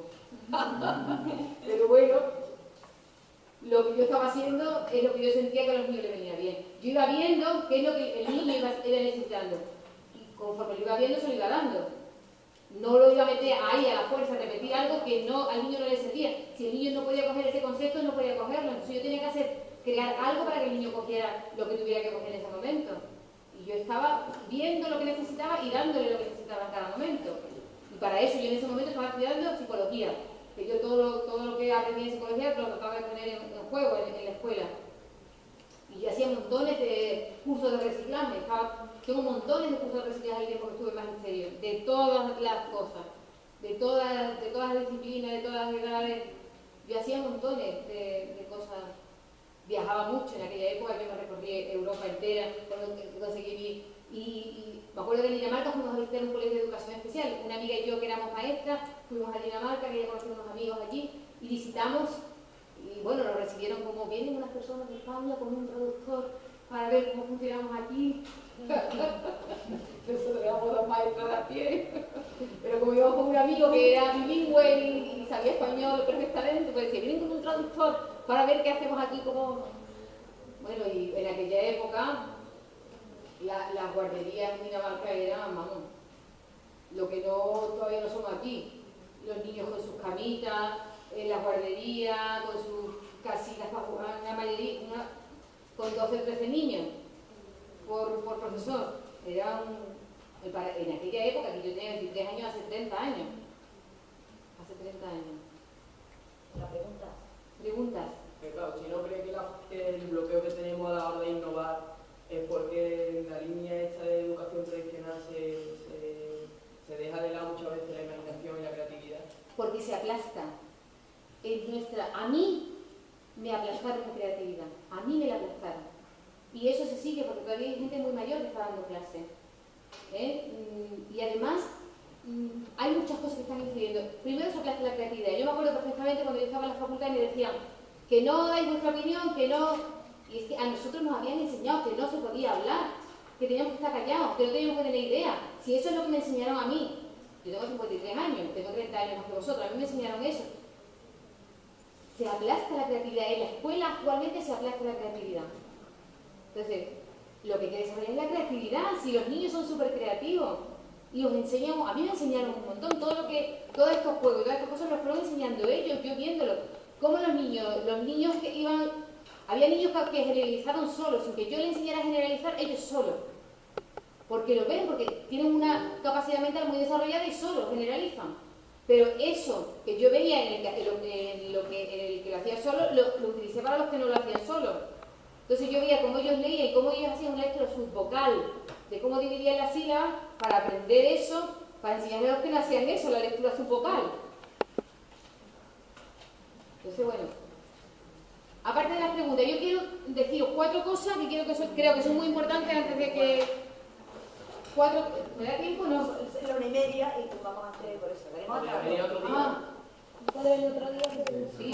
Bueno, lo de la dislexia lo he dicho ya. Bueno, mira, lo de la dislexia, para que sepáis, porque lo más importante es corregir lo antes posible. Prevenir. Lo más importante de la educación es prevenir. Prevenir las dificultades de aprendizaje. Este método es preventivo de las dificultades de aprendizaje. Pero tenéis que hacerlo del puntito, en la mano derecha. El niño tiene que estar orientado. Preventivo de las dificultades de aprendizaje. Entonces, la dislexia no se puede corregir como hay un montón de libros en el mercado y eso no se entera todavía la gente. La dislexia no se puede corregir con letras. Los niños disléxicos tienen asco de las letras. Entonces no se les puede dar textos para corregir las dislexias. Las dislexias hay que corregirlas con dibujos. Con dibujos geométricos. Dibujos, pero no letras. Porque el niño está asqueado de tanta letra. Entonces no se le puede reeducar con más letras. Cuando un niño sepa perfectamente, no sé cómo está la tiza, Están ahí en el... por ejemplo, yo muchas veces jugaba con los niños, les encantaba jugar, yo todo el tiempo jugar. Jugaba con ellos, por ejemplo, le ponía un cuadrado y le hacía, por ejemplo, esto.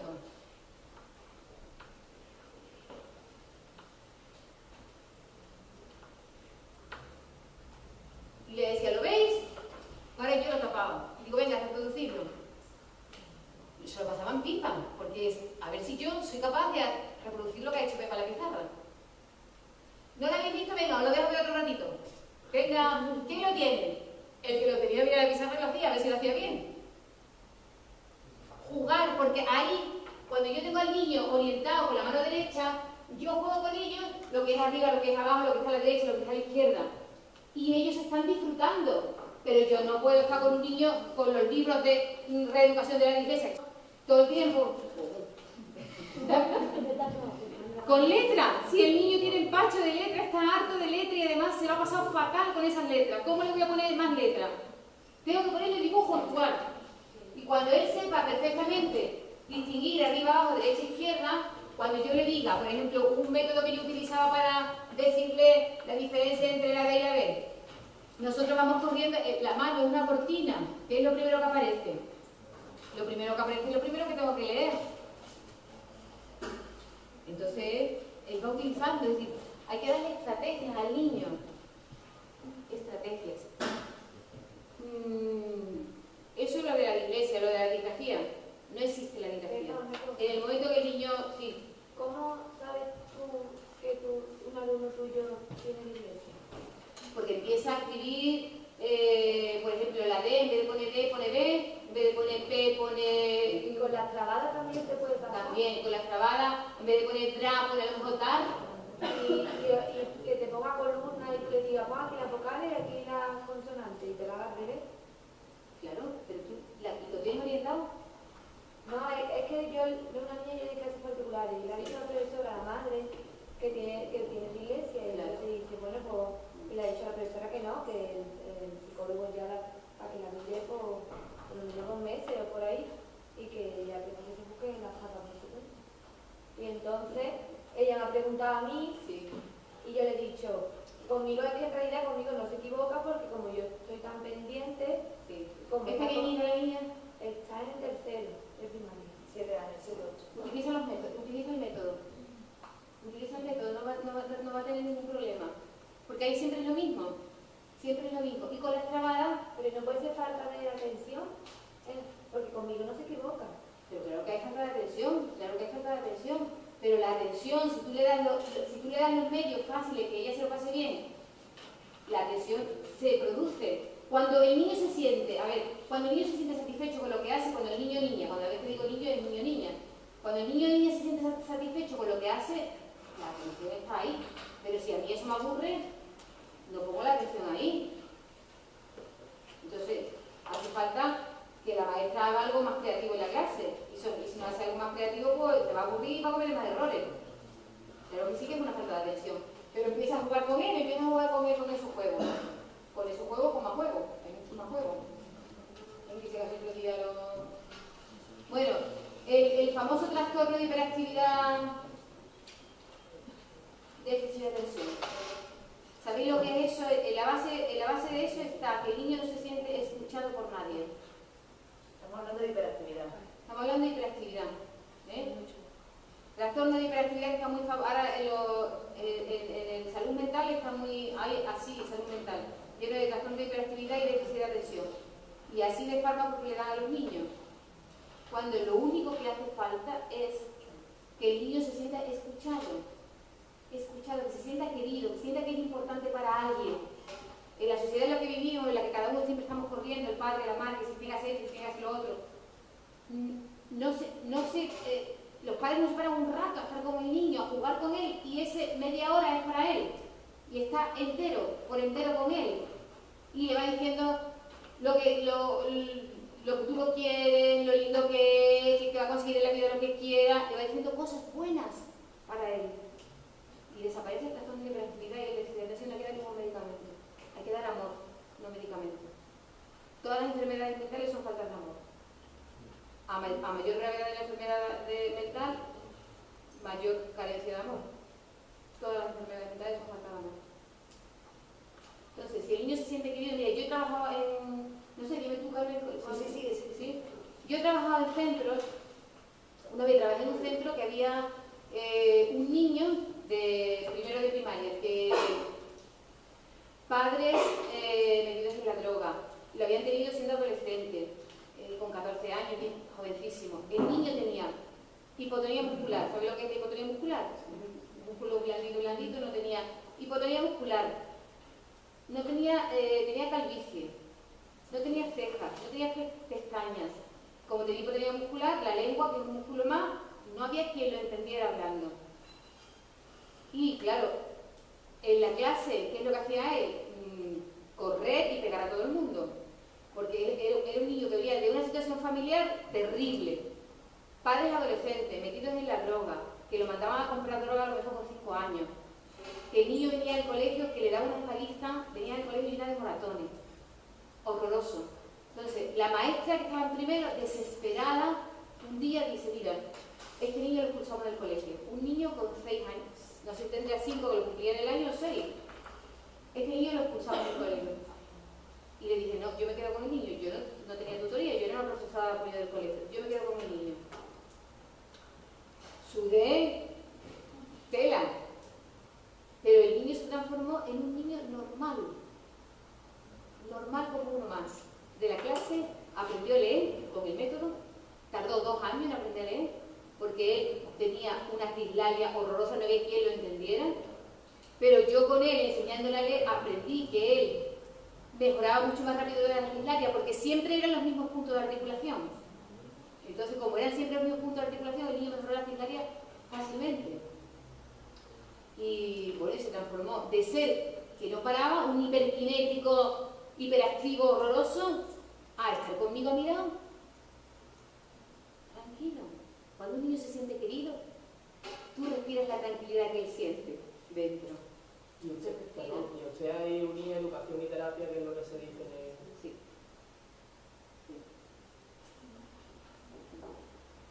Pero el niño seguía en el mismo ambiente familiar. Seguía el mismo ambiente familiar, pero yo le estaba dando algo que él necesitaba. Y antes no se lo estaba dando a nadie. Claro, pero en su casa como que estaban dando todo lo contrario. En su casa estaba dando todo lo contrario, todo lo contrario. Pero en el colegio, él aprendió que era un mundo diferente. Gracias a que yo le pude dedicar la atención que le dediqué, gracias a que yo le pude dedicar la atención que le dediqué, él hizo un vínculo fuerte conmigo Y desde el vínculo fuerte conmigo aprendió a estar con los demás como uno más.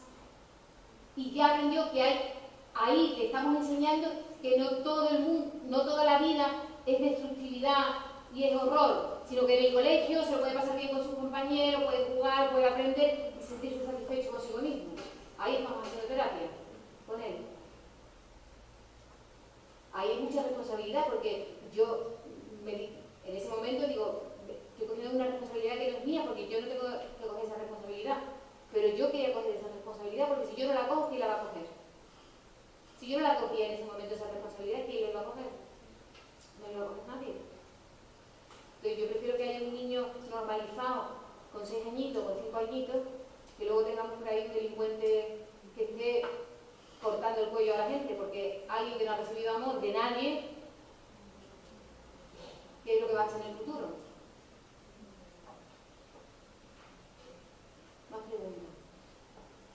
¿Ese niño cuando usted lo cogió, estaba también dentro del aula o solamente estaba con ustedes fuera del aula? Cuando yo me hice cargo de él, solamente estaba conmigo. Hasta que no aprendió a leer y aprendió a estar tranquilo en una clase, no se fue luego. Luego ya sí se fue. Cuando yo ya me fui del colegio, estuve 2 años con él, él ya pertenecía a una clase y hacía lo mismo que los demás porque aprendió a leer. Entonces, aprendió a hacer lo mismo que hacen los demás. Entonces, tuvo 2 años aislado del grupo y después volvió a su grupo o a... Aislado del grupo no, porque él en el recreo estaba con todos los niños. Estuvo aislado. Bueno, sí, a nivel de las clases. A nivel de la clase estaba conmigo todo el tiempo. Yo no tenía niños fijos, yo tenía cada hora me venía un grupo de niños diferentes. Había que trabajar con una profesora de apoyo, cada hora que viene un grupo de niños diferentes, pero él estaba todo el tiempo conmigo, independientemente de los niños que estuvieran, los demás niños que ¿Y estuvieran. después de esos 2 años, volvió a su grupo que él estaba al principio o volvió a su nivel correspondiente? Porque yo podía tener 8 años, pero volvió a nivel de primero de eso, volvió a nivel de tercero o cuarto. Volvió a nivel de tercero, él sabía todo, volvió a nivel de tercero, sí. Me acuerdo también, enlazando con este caso, llegó al colegio un niño de padres temporeros, estaba en cuarto, con de padres temporeros. Y entonces la maestra de cuarto me dijo que para coger este niño. Bueno, allí, en ese colegio, que ya me conocían a mí, los maestros se peleaban porque yo cogiera a los niños. Había más profesores de apoyo, pero se peleaban y había que yo cogiera a los niños. Llegó ese niño, fue una cosa preciosa, porque llegó ese niño que no sabía leer. Y creo que en 1 mes o en 2 meses, aprendió a leer rápidamente, pero bien, y además todo el tiempo estamos trabajando en la comprensión lectora. Entonces, se incorporó a su clase, él estaba conmigo un ratito y luego estaba en su clase. El ratito que aprendíamos a la lectoescritura, hasta que aprendió a leer, ya no le venía más conmigo. Mi clase yo decía, aquí el menos tiempo posible, porque los niños no quieren sentirse diferentes. Entonces, cuando venía a mi clase, el menos tiempo posible para que se incorporaran con los demás como uno más. Y se incorporaban como uno más. Ese niño, me acuerdo un día que vino la profesora y me dijo, Pepa, no te lo puedes creer. He hecho una pregunta, hice una pregunta en un tema que estaba hablando de social o de natural, no sé de qué tema era, una pregunta que era de comprensión de lo que había explicado ella, dice, y nadie le ha contestado de la clase nada más que este. El niño que yo había enseñado a leer hacía 2 meses, nada. Nadie de la clase, de una clase no sé qué sería, entre 30 y tanto, había contestado la pregunta. Él había contestado la pregunta. Y venía la maestra muy orgullosa de decir, no te lo puedes creer, Pepa. El método es buenísimo. Me acuerdo de los niños, también niños extranjeros. Los niños extranjeros aprenden rapidísimo. Yo me acuerdo que cuando di yo en el Aljarafe, di un año di un curso para profesores durante todo el año. Entonces los profesores llevaban el método y yo cada mes iba para ayudarle a las dificultades que tuvieran. Entonces estuvimos todo el año viéndonos una vez al mes y me acuerdo que una profesora me dijo, tengo una niña francesa que no sabe ni papá de español. La francesa aprendió a leer español y a hablar en nada. Yo, cuando estaba luego en los equipos de orientación educativa, que ya no estaba profesora de apoyo, también cogí en un colegio a niños chinos que habían llegado. Me acuerdo que cogí a una niña china de séptimo, estaba en séptimo de GB, y la niña aprendió en nada. ¿Y cómo te entiendes? Perfectamente. No hace falta. No hace falta entender lo que decía. Tú le dices, mira, aquí pone el fuego, oía, la música. Por ejemplo, yo con el fuego le dije, cogí un mechero y le dije, mira, fuego, fuego, música, y le puse la música. Ya está. Rápidamente aprendió, se convirtió en una más de su clase de séptimo. Y los niños pequeños, porque tenían una saga de mano, había desde primero hasta yo trabajaba con ellos, fantástico. y trabajan todo el tiempo la comprensión lectora. Y es muy fácil. ¿Ustedes saben cómo es el mecanismo? Dime, dime. Yo tengo dos preguntas. Una es, ¿cuál es la reacción de los otros profesores dentro del centro cuando impones en el aula esa metodología? Porque el aula tiene que... O sea, no es tan fácil ponerlo en un modelo sin que los demás no digan nada. ¿Y los padres? Y los padres... No veas tú los padres la primera vez. Saber la reacción de los padres y profesores. Y otra cosa es, yo estoy de acuerdo a un niño, esto suena un poco más bestia, pero a un niño de servicios sociales, un niño con problemas familiares, etcétera, digamos que es mucho más fácil educarlo desde el punto de vista del amor, porque como no tiene nada, darle algo es bueno para él. Sí. Pero cuando el niño que tú estás educando sustituye el amor por cualquier otra sensación que recibe su familia, ¿cómo lo educas? Mira, lo más importante, lo que motiva más a un niño es ver que puede. Cuando yo, como he dicho, ya he trabajado mucho tiempo de profesora de apoyo, entonces yo utilizaba muchos regalitos. Cada vez que superaba una dificultad, pues le daba un caramelo, o yo buscaba bolígrafos de propaganda, o pegatines de propaganda, o cosas de propaganda. Y yo decía, Dios mío, estoy educando a los niños para que se vuelvan consumistas, para que quieran. El placer de saber que yo puedo es lo más grande que hay. Se olvidaban en absoluto de los regalos totalmente. Cuando ellos aprendían y sabían leer perfectamente y se incorporaban a su clase, se olvidaban de los regalos. No les interesaba. El placer que yo siento cuando yo aprendo algo, eso es del ser humano. Es superior a cualquier otra cosa. Superior a cualquier otra cosa. Es que de la experiencia que tengo yo solo de no estar en colegio, no estar en el gratis, pues estar de campamentos con niños de servicios sociales, sí. Y luego niños sí. que tú los veías y es de típico niño mimado, ¿no? Sí. A los niños de servicios sociales con un abrazo y unas buenas palabras lo tenías en el bolsillo y podías educarlo como quisieras, la metodología era más fácil. Con el niño mimado no, porque no necesitaba nada que tú tuvieses, porque si quería ocupar el tiempo tenía el móvil, tenía el MP3, tenía no sé qué. Entonces, ¿cómo sustituir eso? ¿Cómo ganarte a un niño que ya se lo ha ganado la tecnología o sus padres? Porque eso es más, para mí eso es más complicado de trabajar con niños. Enseñarle el placer del contacto. Enseñarle que tú estás interesado en él y enseñarle el placer del contacto, el disfrute en el contacto, en el que yo, la curiosidad, despertar la curiosidad, yo tengo algo que te voy a enseñar, deja tenerlo, por eso lo podemos pasar muy bien.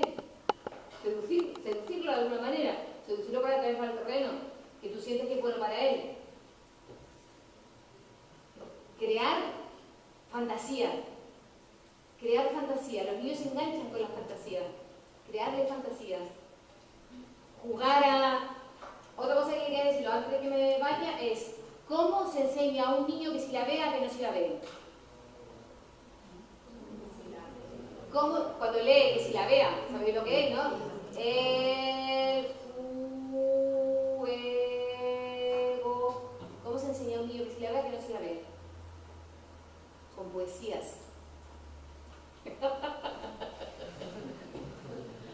Con poesías. Mirad, en todas las fichas de lectura, siempre hay una poesía. Entonces, por ejemplo, esta poesía, ¿no? Esta poesía se llama Carta de colores. Mi tarta lleva una carta llenita de 1000 colores, colores del arcoíris, colores de mis amores, colores, al fin, colores. Entonces yo con ello juego a dramatizar la poesía. Dramatizo, exagero mucho. Mi tarta lleva una carta llenita de 1000 colores, colores del arcoíris, colores de mis amores, colores, al fin, colores. Entonces, juego con ello a que dramaticen, que se la aprenden de memoria. Cuando se aprenden de memoria la poesía, les digo que las lean. Como ellos se la saben de memoria, cuando van leyendo van anticipando, que es lo que se hace en la lectura rápida. Y se dan cuenta que ellos pueden hacerlo, que pueden leer de forma rápida, de forma correcta. Y ese mismo insight de saber que ellos pueden leer de forma rápida hace que puedan leer de forma rápida. ¿Tenéis claro? Por ejemplo, para niños también otra cosa importante, para niños que separan palabras. ¿Algunos habéis tenido niños que separan palabras, que no escriben? ¿No? No hay ese problema. Al escribir. Para que no separen palabras, decirle que si separan las palabras es como si rompieran la palabra. Es como si yo una muñeca, la palabra muñeca la separo, es como si le quito la cabeza y le quito los brazos. Entonces lo entienden. Muñeca es una sola cosa. No la puedo separar, si la separo es como si le arranco la cabeza, le arranco los brazos, le arranco las piernas. Entonces aprenden. Escoba. Si yo escoba la escribo y la escribo separada, es como si parto la escoba por la mitad. ¿Lo entienden? ¿Lo entienden?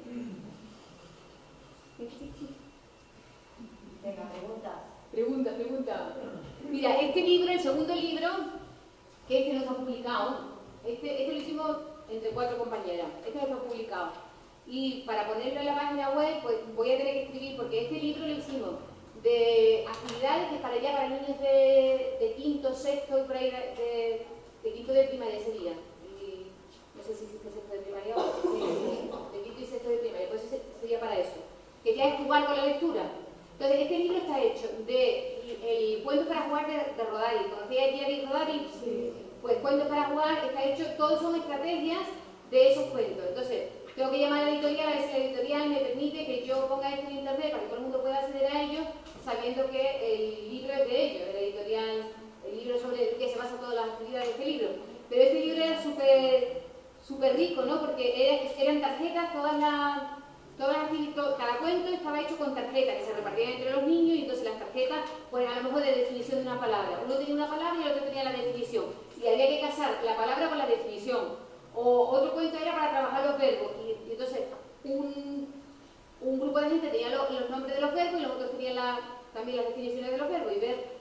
Y era bueno, es muy bonito porque, por ejemplo, uno de los cuentos es Pinocho, porque el cuento era de Pinocho. Entonces, era un Pinocho enorme en la clase que hicimos, a ver si encuentro lo que lo vea la figura de Pinocho.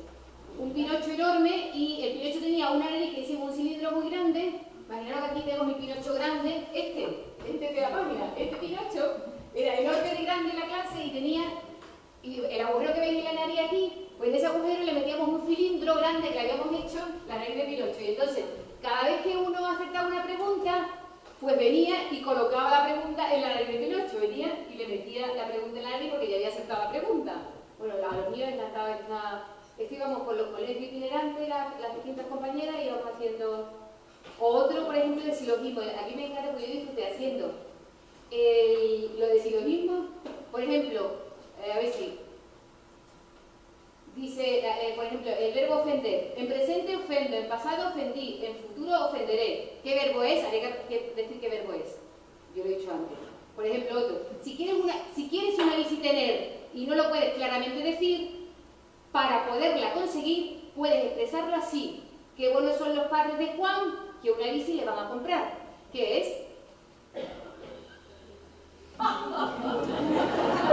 ¿Qué estamos haciendo? ¿Qué estamos haciendo? Todo esto que hacemos, ¿qué estamos haciendo? Una insinuación. Un grupo tenía las palabras concretas y el otro grupo hacía las definiciones. Y entonces era casar lo que estaba diciendo con la palabra que tenía. Bueno, se lo pasaban pipa. Pues esto si lo consigo ahora, lo pondré también para que lo podáis tener, lo podáis bajar de internet. Pues ya está, pregunta. Pregunta que tenemos poquito tiempo, venga, aprovechad. Venga, Adrián, al final tema, al fondo. Sí. En relación a lo que ha dicho usted antes, Vamos a escuchar, Adrián. el sentido relativo de la batería, por ejemplo, es que yo tuve una persona que y me impactó muchísimo concretamente que teníamos una especie de clase de tecnología, o de quinto, de herramientas de todo tipo, increíble, y las cuales los niños de tercero entraban a la clase y cada uno tenía su propia máquina de coser y se estaban haciendo su propio traje en raya, digamos, bordado, vamos, yo y mi pregunta, digamos, es ¿por qué no se intenta, digamos, en el sistema educativo español, no sé, coger esa metodología o ese tipo para mejorar, no sé, para mejorar el futuro del alumno y ese tipo de cosas que yo mismo me digo,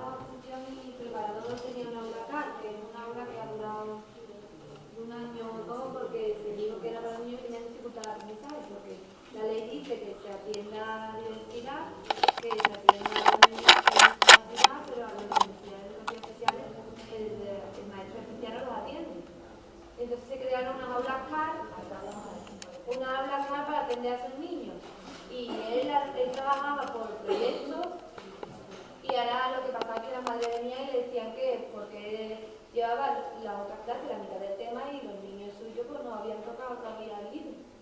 Y tenía que no pelearte, pero como decir, sé que muchas veces entran ganas de decir, bueno, venga, pues compramos el libro y hacemos lo que todo el mundo Hay que educar a los padres también. Nuestro trabajo también es educar a los padres, hay que educar a los padres. Yo, por ejemplo, dije, cuando yo llevé con 40 niños el método de escritura el de Felipe González, bueno, las madres peleaban conmigo. Digo, espérate, y después de Navidades me lo dicen. Luego, después de Navidades, vinieron pidiendo disculpas, Pepa, lo siento mucho, yo no sabía, no lo sabías. Eso. Y también los compañeros, mis compañeros, también pensaban que yo barajaba la nariz con los niños. Cuando cogieron a los niños al año siguiente y vieron cómo estaban los niños eran preciosos mis niños te leían entonando, porque yo les exageraba un montón, entonces ellos te leían entonando, que era maravilloso verlos cómo leían, eran preciosos. Entonces cuando el otro lo cogió y vio cómo estaban los niños, entonces se cayó la boca. Dijo, es que yo no sabía cómo estaban. A ver, con respecto a lo que ha comentado el compañero, Sí. yo creo que se ha dicho que había que convencer a decir a los políticos. Yo no creo que haya que decir a los políticos, creo que hay que convencer a los propios maestros. Los políticos, cuando cambian de gobierno, cuando cambian de eso, cambian las leyes. Ahora mismo se supone que tenemos una ley bastante avanzada con respecto a muchos aspectos. Por los dos lados. El tipo de docencia que se hace es muy tradicional. Entonces, cuando de verdad los maestros nos creamos que podemos hacerlo de verdad, será cuando de verdad salga, independientemente de lo que diga la ley. También tenemos mucho poder. Dentro de nuestra aula con nuestros niños tenemos mucho poder. Porque yo lo hice. Entonces como yo lo hice, lo podía hacer cualquiera. Lo que leí del texto de Claudio era que había que hacer un cambio, ¿no? Pero ¿a qué nivel se había que hacer ese cambio? ¿Cómo comenzar ese cambio? Con respecto a los profesores, respecto a una ley, las dos cosas a la vez. ¿Y te sabes contestar esa pregunta, Manuel? Contéstala tú. Hombre, yo creo que primero hay que cambiar la mentalidad de las personas, de todos los profesores. Sí, lo primero, ¿qué es lo que es? ¿Qué es lo que estamos haciendo? ¿De qué estamos hablando? Yo creo que convencer los mismos de que una vez que yo ya tenga idea muy clara de dónde quiero llegar, intentar convencer al resto, ¿no? Poquito a poco. Sí. Pero ¿cuánto tiempo hay que tardar para llegar a ese cambio real? Para que se pueda, no Yo solo no que sé. dependa de mí, Yo no lo sé, porque es que yo sé de mí, te puedo hablar de mí, pero no te puedo hablar de otra persona. Yo sé lo que yo quiero, lo que me gusta, con lo que disfruto, lo que es para mí la vida, ¿no? Pero no sé lo que otra persona, es decir, ahí tendríamos que hablar, ahí tendría yo que contar o vosotros leer mucho sobre el desarrollo del ser humano, ¿no? Cómo de alguna manera todos nos movemos en un triángulo, en el triángulo del enneagrama. No sé si habéis oído hablar de lo que es el enneagrama. El enneagrama es lo que ha hecho Claudio. Hay una cosa, Pepa, ahora acaba de hablar de esto. Hay una cosa en el texto de Claudio Naranjo que habéis leído que yo no sé si habéis entendido. Que a lo mejor sí, ¿no? Que dice, en la página 10 habla Claudio Naranjo, una cosa que yo creo que la puede explicar un poco Pepa ahora. Habla del desmoronamiento del ego, de trascender el propio carácter. Y dice que esto se relaciona con la formación de los maestros. Eso lo dice Claudio Naranjo. ¿Sabéis lo que es eso del desmoronamiento del ego? No. Porque, a ver. Yo una pregunta también. Bueno, pero un momento, ¿está relacionado con esto en concreto? Es que he cortado a Pepa porque quería... Un poco, porque eso que nos están hablando de terapia, de introducir un poco la terapia en las escuelas, pero nosotros mismos tendríamos que hacer primero nosotros la terapia, ¿no? Porque nosotros... Eso fue lo que se hizo, el San Educa, lo que se hizo aquí en Andalucía. Fue pionero en el mundo lo que hicimos en Andalucía del 2002 al 2007. Claro, pero yo como experiencia personal también muchas veces se rechaza, no nos han enseñado a sentir, entonces la gente lo primero lo rechaza. Mi madre empezó a hacer psicología y yo le veía cambiar. Y yo de pequeña odiaba la psicología. Para mí era, le están metiendo unas ideas, entonces empecé con estas, y claro, yo le veía a mi madre cambiar y yo lo rechazaba totalmente. Y decía, pensaba que eso era, yo que sé, de locos, que estaban locos, y yo, mi madre cambiaba, y para mí fue duro, y ahora estoy aquí, ¿no? Mi hermano es psicólogo también, o sea, está haciendo psicología, y estoy en esto, pero que cuesta mucho, ¿no? Y es cuestión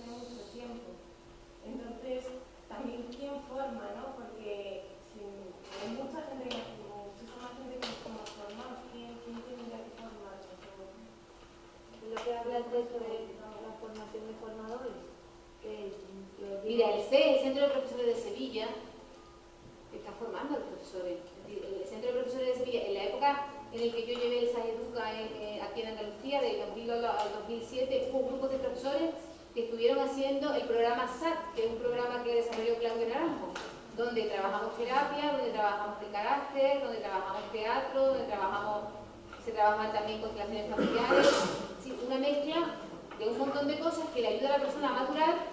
Desde la maduración tuya puedes luego ayudar a madurar a los niños y acompañar a los niños de forma más sana. Pero primero hay que sanarse uno. Primero se tiene que sanar uno. Cuando uno está sano, entonces puede ayudar a que la enfermedad no se transmita, porque la enfermedad se transmite de generación en generación. Y solamente se corta esa transmisión con la conciencia. Entonces lo que trabajamos en gestal es la conciencia, ser consciente de lo que se hace en cada momento.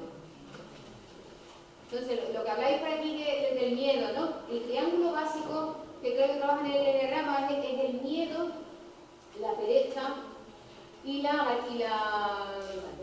vanidad. El miedo, la pereza y la vanidad es el triángulo básico. Y ese triángulo básico lo tenemos todos, es decir, de alguna manera nosotros cuando nacemos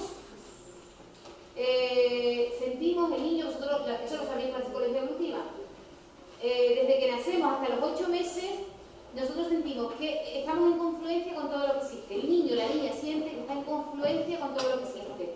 Siente que todo lo que hay en el mundo está para servir a sus necesidades. Pero en la medida que vamos recibiendo frustraciones, en la medida que nosotros tenemos hambre y no nos dan el biberón o la teta en el momento que tenemos hambre, sino que se retrasa, en la medida que estamos mojados y no nos cambian en el momento, sino que nos dejan llorar y se retrasa, nos vamos dando cuenta, vamos desarrollando dentro de nosotros que el mundo no está para servirnos, sino que nosotros somos una cosa y el mundo es otra. Entonces ahí empezamos a sentir miedo. Los niños sienten miedo. Entonces cuando sienten miedo, ¿qué hacen? Cuando sentimos miedo, ¿qué hacen? Sentimos miedo y entonces de alguna manera empezamos a desensibilizarnos. ¿Desensibilizarnos qué es? Es desconectarnos de lo que somos realmente nosotros, para que no nos duela. Cuando sentimos miedo nos desensibilizamos para que lo que ocurre en torno a nosotros no nos duela. Y cuando nos desensibilizamos, pues cada vez sabemos menos quiénes somos. Como cada vez sabemos menos quiénes somos y no nos podemos apoyar en nosotros mismos, ¿qué hacemos? Ver qué es lo que el entorno que me rodea aplaude y yo empiezo a... no me sale la palabra. Empiezo a... la palabra no me sale ahora. Bueno, no me respeto a mí mismo, sino que empiezo... No me respeto mis necesidades, sino que empiezo a hacer lo que el entorno quiere que haga, lo que el entorno premia. Entonces yo me traiciono, la palabra es traicionar, me traiciono a mí mismo, porque en lugar de hacer lo que a mí me apetece, por ejemplo, con nuestros padres, algunos lo habéis tenido, a mí me pasó, mi madre no quería estudiar psicología, entonces ¿qué aprendí yo? Para sobrevivir, como yo quería estudiar psicología, para sobrevivir, ¿qué hice? Tuve que trabajar el doble, primero hacía lo que ella quería que hiciera, y luego el tiempo que quedaba me lo daba para lo que yo quería. Es como yo aprendí a sobrevivir. Pero claro, yo aprendí a sobrevivir y esa manera de sobrevivir hace que generemos un carácter. Y ese carácter luego es el que nos aprisiona y no nos deja ser felices cuando somos adultos. Por eso cuando somos adultos hay que cuestionar todo lo que hemos aprendido. Y eso se hace a través de la terapia. Para mí, os voy a decir esto, para mí hay tres nacimientos en la vida de una persona. En la vida de cada ser humano hay 3 nacimientos. Primero, un nacimiento biológico, que me lo dan mis padres. Yo nazco al mundo, mi madre me pare, hay un nacimiento biológico. Pero, como mis padres no están lo suficientemente sanos, no me ayudan a que yo desarrolle lo que yo necesito desarrollar, lo que soy yo. Sino que mis padres me encausan. Por ejemplo, a mí mi madre me causó, el destino mío, según mi madre, era que fuera tendera.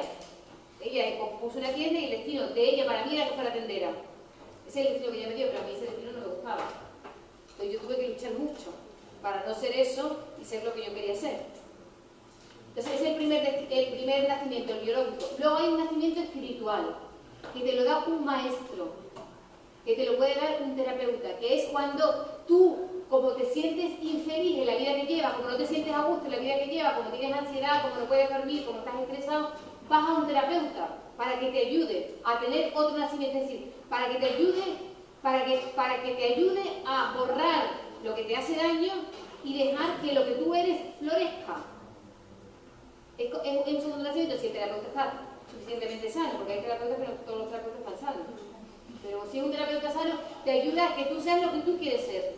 Y el último nacimiento es el nacimiento al ser, que es cuando yo me paro a mí misma, de parirse. Yo me paro a mí misma, ese es el nacimiento del ser. Es decir, yo ya no necesito ni a papá ni a mamá que me apoyen, ni necesito al terapeuta que esté conmigo, sino que yo me apoyo en mis pies y yo decido en cada momento lo que yo quiero hacer con mi vida. Ese es el tercer nacimiento que hay en la vida de una persona, el nacimiento al ser, desde mi punto de vista. No sé si esto será muy raro. Puede ser, porque esto lo acabo de ver hace poco tiempo, pero es mi experiencia de vida. Bueno, en cualquier caso, el crecimiento y curación son inseparables. Totalmente. Eso. Para crecer, ¿qué curamos?